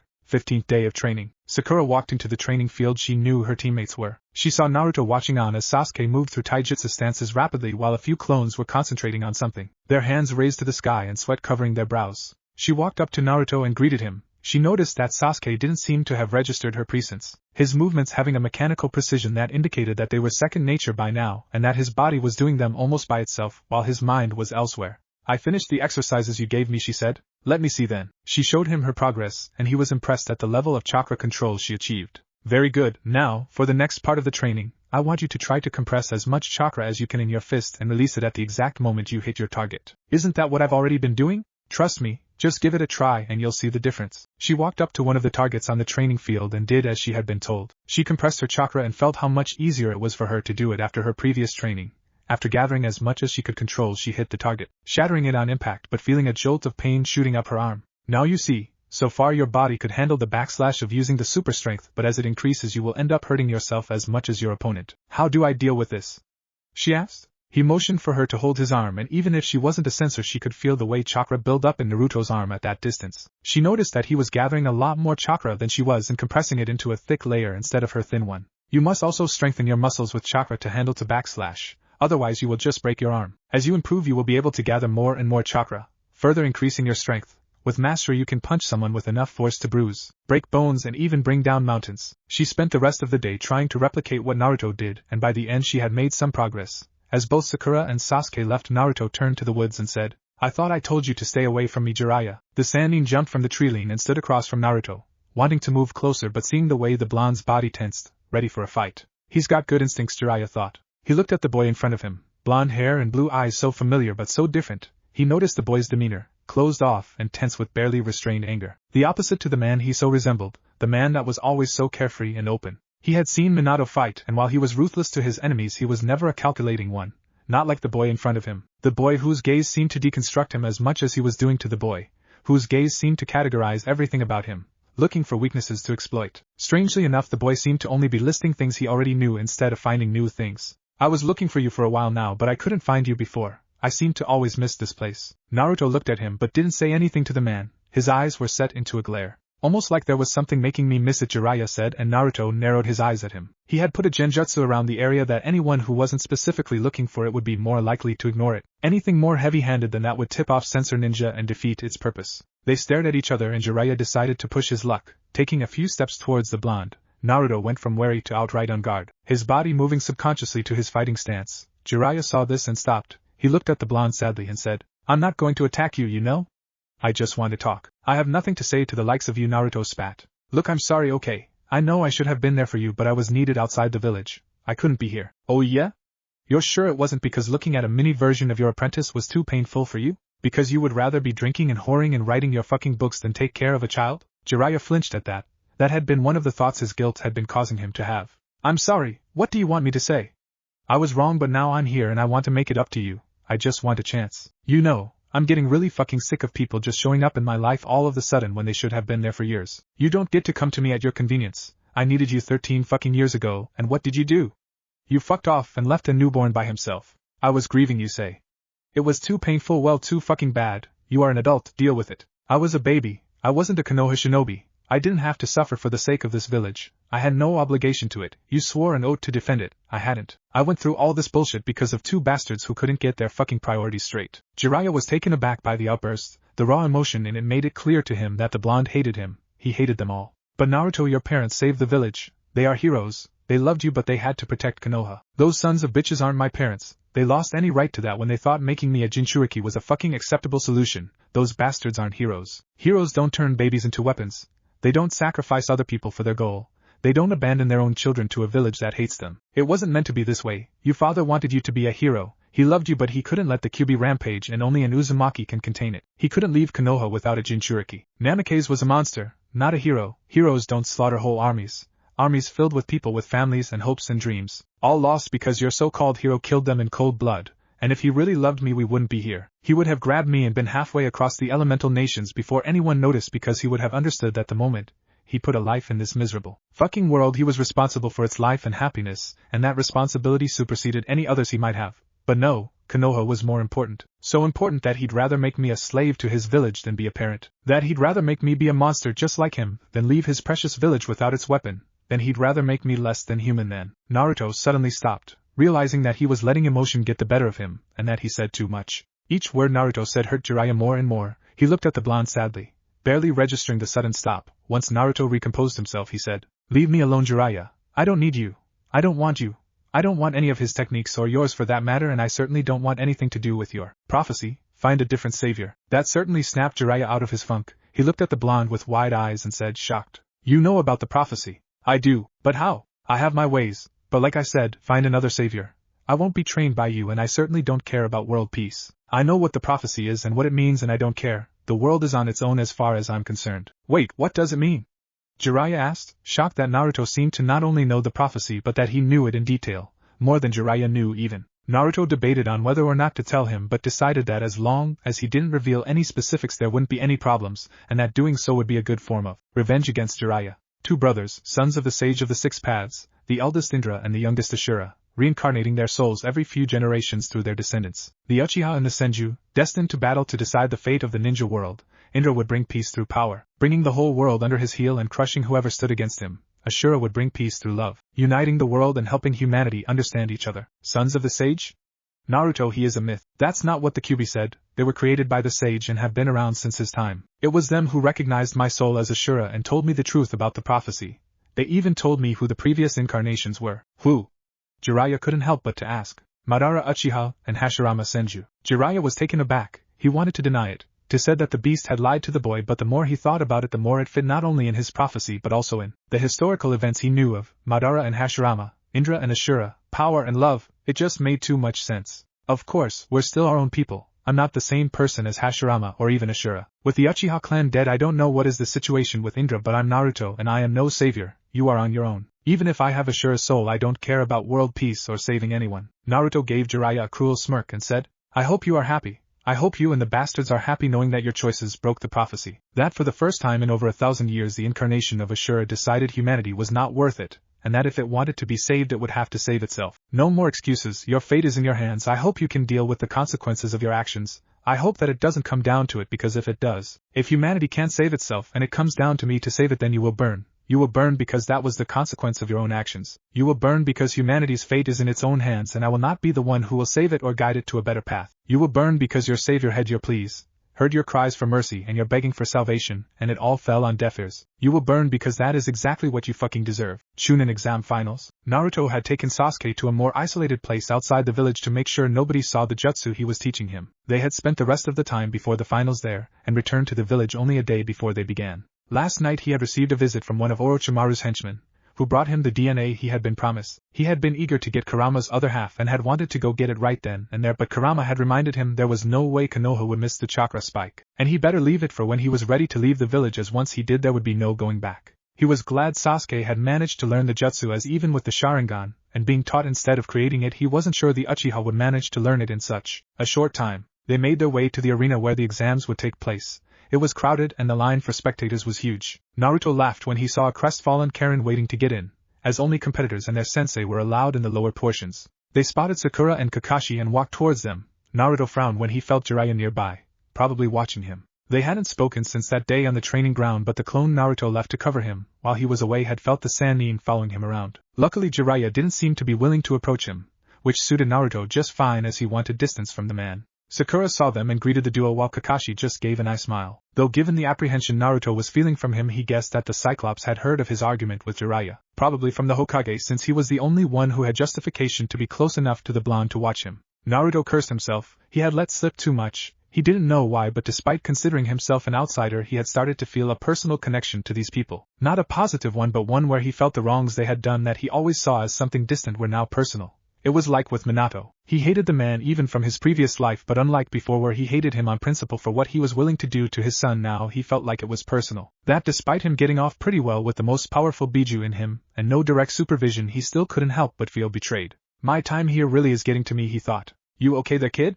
Kurama asked. Not really, no. You want to talk about it? I always felt somewhat shielded. You know, I had an adult mind in a child's body. But the more time I spend here, the more I feel my old self disappearing. Is that a bad thing? Not really. I'm not Naruto, not the one I knew anyway, but I'm also no longer my old self. It's like they're merging. That's why I didn't want to mimic his personality. I already feel suffocated having to play pretend here in Konoha all the time, having to suppress who I am scared me. I get it, believe me I do. Being trapped here was hell for me at the beginning.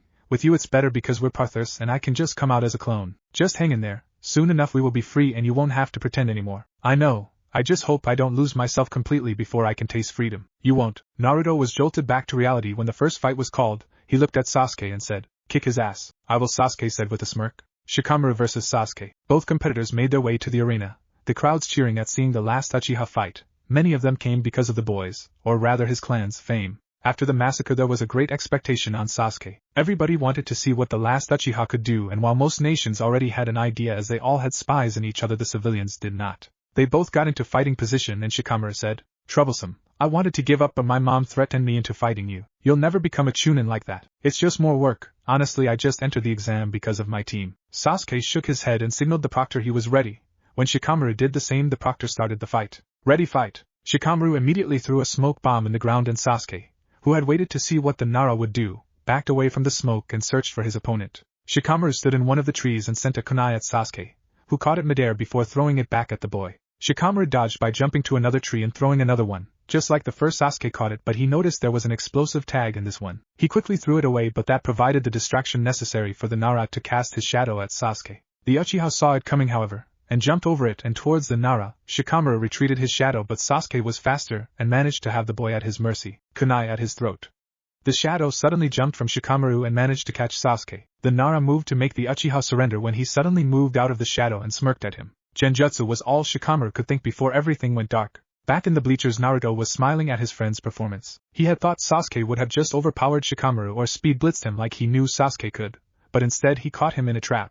Very good, he thought. Sasuke was announced the victor and moved back to the bleachers. He smirked at Naruto, who smirked back and nodded. Kakashi put a hand on his shoulder and said, "Good job, Sasuke." The Uchiha grunted and nodded. He looked at Gaara, whom he knew he would most likely have to fight in the next round, and couldn't help but grin at the jutsu he would use on the red-headed Jinchuriki. The proctor called the next match and Naruto thought, "This will be interesting. Temari versus Sakura." Naruto smiled at Sakura and said, "Give her hell." Sasuke nodded at her in support, and she smiled. She walked to the arena where her opponent was waiting for her. "I hope you'll give me a better challenge than the other kunoichi I fought thus far. They were all pathetic." "Oh, don't worry, I'll give you a fight you won't forget." Temari actually grinned at her opponent. She could feel that Sakura was good. Still, she wasn't the daughter of the Kazekage for nothing. As soon as the battle started, Sakura rushed at Temari, who jumped back and swung her war fan, sending a large gust of wind towards Sakura. What surprised her was that the kunoichi didn't get pushed back but instead fell on all fours in a runner position, using chakra to stick to the floor. After the gust passed, Sakura jumped towards Temari, cracking the ground with the strength of her legs. She used super strength to get a speed boost, smart, Naruto thought. She reached the Suna kunoichi and drew her fist back. Temari moved her fan to block, but that proved to be a mistake as Sakura's fist crashed into it and threw Temari back. Cracking her fan, Sakura didn't get out unscathed, however, as she cried in pain and held her arm. So she hasn't mastered it yet, Naruto thought. She is using too much chakra, Sasuke said, his Sharingan active. She is still trying to adapt to the backlash. Back in the arena, Temari had recovered and sent several wind blades at Sakura, who dodged to the best of her ability while trying to get close again but still taking a few cuts. She threw a few shuriken at Temari, who had to block with her fan and lost visibility for a moment. Her instincts screamed at her to dodge, and she ducked under a punch from Sakura. That created a hole in the wall behind them. The pink-haired girl let another grunt of pain but didn't slow down as she threw a kick at Temari, who was forced to jump back to dodge. Sakura didn't give her another second as she kept the pressure on Temari.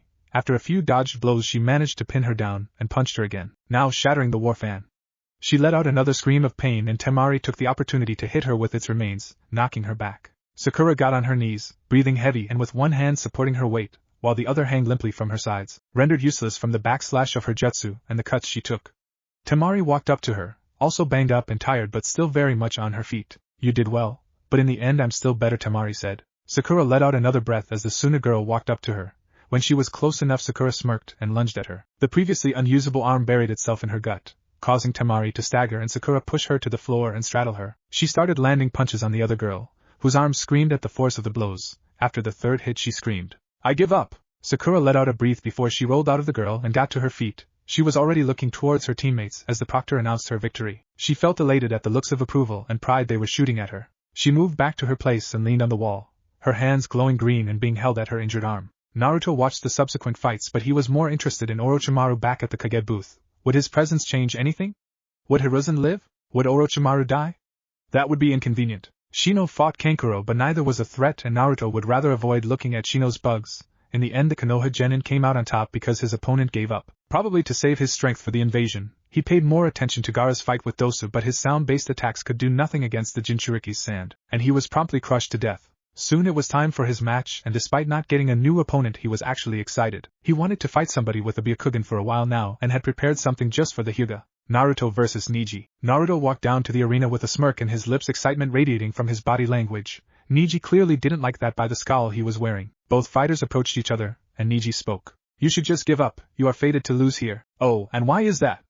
Naruto asked with a mocking tone. Fate controls everything. I am fated to defeat you, even if you're the so-called strongest genin in the exams, Neji said with a scowl. And what is this fate you speak of? Fate is what determines everything. It defines all there is, all we do, all we are. Naruto couldn't hold it. He burst out laughing. Neji scowled and spat. You're a fool if you deny fate. Naruto took a breath and said, Oh, I don't deny it. In fact, you have no idea just how right you are. So you understand you are fated to lose to me here? Naruto grinned. It was a grin of ecstatic pleasure and more than a little bit of insanity. Oh Neji, that's the thing. Fate is the strings that control everything. And guess what? Warning bells screamed in Neji's head as the proctor signaled the start of the match, and Naruto's grin seemed to grow even wider, and his eyes seemed to shine with delight. There are no strings on me. Even with his Byakugan on, all Neji saw was blur before he felt a fist slam in his gut with such force that he was actually lifted off the floor. He fell to his knees but got no time to recover before a kick launched him towards a wall. Storm style, Chidori. Naruto's hand burst with purple lightning before he dashed at Neji, who only had enough time to move his head to the side as Naruto's lightning-coated fist buried itself in the wall and blew it up.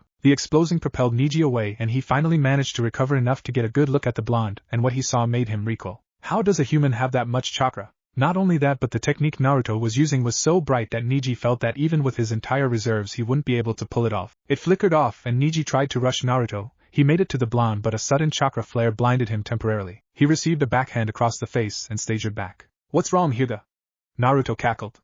Where is your fate now? Neji rushed him and started launching Juken strikes at the blonde. Though he was insane as he blocked them instead of dodging, but before he could try to understand he received a punch from an arm he was sure he had immobilized. He jumped back and eyed Naruto warily. Despite the dozens of hits he had landed, the blonde seemed fine. He was just standing there, grinning at him and so open that it could only be an insult to him. Deciding to buy time to come up with plan, he spoke. How did you shrug off my strikes? Your chakra system should be shut down after so many blows. You're playing with the big boys now, Hyuga. Your little love taps are useless. Neji frowned and said. I don't know what you're pulling, but I'm still fated to win here. Fate is for cowards, pathetic weaklings that choose subservience over rebellion. You know nothing about fate, about being marked from birth for a single purpose. Neji shouted. But that's where you are wrong. I know better than anyone. Just as you are fated to suffer through being enslaved by your own family, so was I. Only I fought back. Living without freedom is not living, just surviving, and I refuse to let anyone dictate my life but myself. And what would you know? Neji shouted, anger clear in his voice. What would you know of being enslaved? Of having your life decided for you? Of being a prisoner in your own home? More than you know, Naruto said. Neji ran at him enraged, throwing caution to the wind and unleashing a barrage of lightning-quick Juken strikes at the blonde, who kept dodging and blocking them all. As he kept it up, he started to get sloppy, both because of the anger and the exhaustion. Eventually Naruto grew tired of his attempts and pushed both of his arms away, grabbing him by the neck. I expected more from the genius of the Hyuga. Shut up! Neji shouted while attempting to break free by hitting Naruto's arm. You have potential, but you're being held back. Such a shame. You know nothing about me. You could be so much more. If only the Hyuga stopped enslaving their family over stupid traditions, Naruto said while shaking his head. Neji glared at him and kept hitting his pressure points in an attempt to get free. Naruto threw him away after a while and speed through hand seals. Storm style, electric smoke. He spat a dark cloud of mist at Niji that sparked with electrical discharges in its area. Niji had to deactivate the Byakugan in order to not get blinded by the sheer chakra in that jutsu. He moved back, but the mist kept expanding and eventually he ran out of space. He couldn't see anything inside the mist and kept getting hit by small bolts of lightning. He saw a silhouette rushing towards him and moved into position. 8 trigrams, rotation. He began spinning rapidly, the shield of chakra he formed blocking the lightning bolts. Naruto pierced the mist with his hand covered in another storm style, Chidori. He dashed towards Niji and rammed his jutsu on Niji's. There is no way he can pierce my jutsu, Niji thought. Naruto's jutsu suddenly got much stronger. Punching a hole in Niji's and blowing him away, he hit the ground with a thud and laid there, unconscious. Naruto slid to a stop and looked at Niji for a moment before turning away and moving back to his place in the bleachers. The proctor announcing his win and calling for the medics to take Niji away. As he got there, Kakashi asked, "What was that you used, Naruto? I never seen an element like that, and that Chidori seemed more powerful than usual. I call it hybrid jutsu. I don't have any Kikei Genkai, so I learned to create jutsu of multiple elements at once to compensate." "That's impressive. How did you do that?" "It's similar to combination jutsu. For example, if I use a wind jutsu and Sasuke uses a fire one, we get a more powerful fireball. I tried to create these jutsu by myself. I cast both jutsu at once and fire the combination." Kakashi nodded and said, "I see, and your storm style, what is it composed of?" "Lightning and wind, honestly the storm style. Electric smoke is more something I came up with while working in another jutsu." "Did you come up with any others?" "You don't expect me to answer that, now do you?" Kakashi was silent after that, and after the arena was fixed the next match was called, and it made Naruto smirk. It's about to begin. What if Neglected Naruto calls Kakashi a hypocrite? And thanks for watching my video till the end. If you enjoy this content, then do consider subscribing to my channel, and leave a like if you guys need the next part. Comment down, and thanks for watching the video, and see you guys in the next video.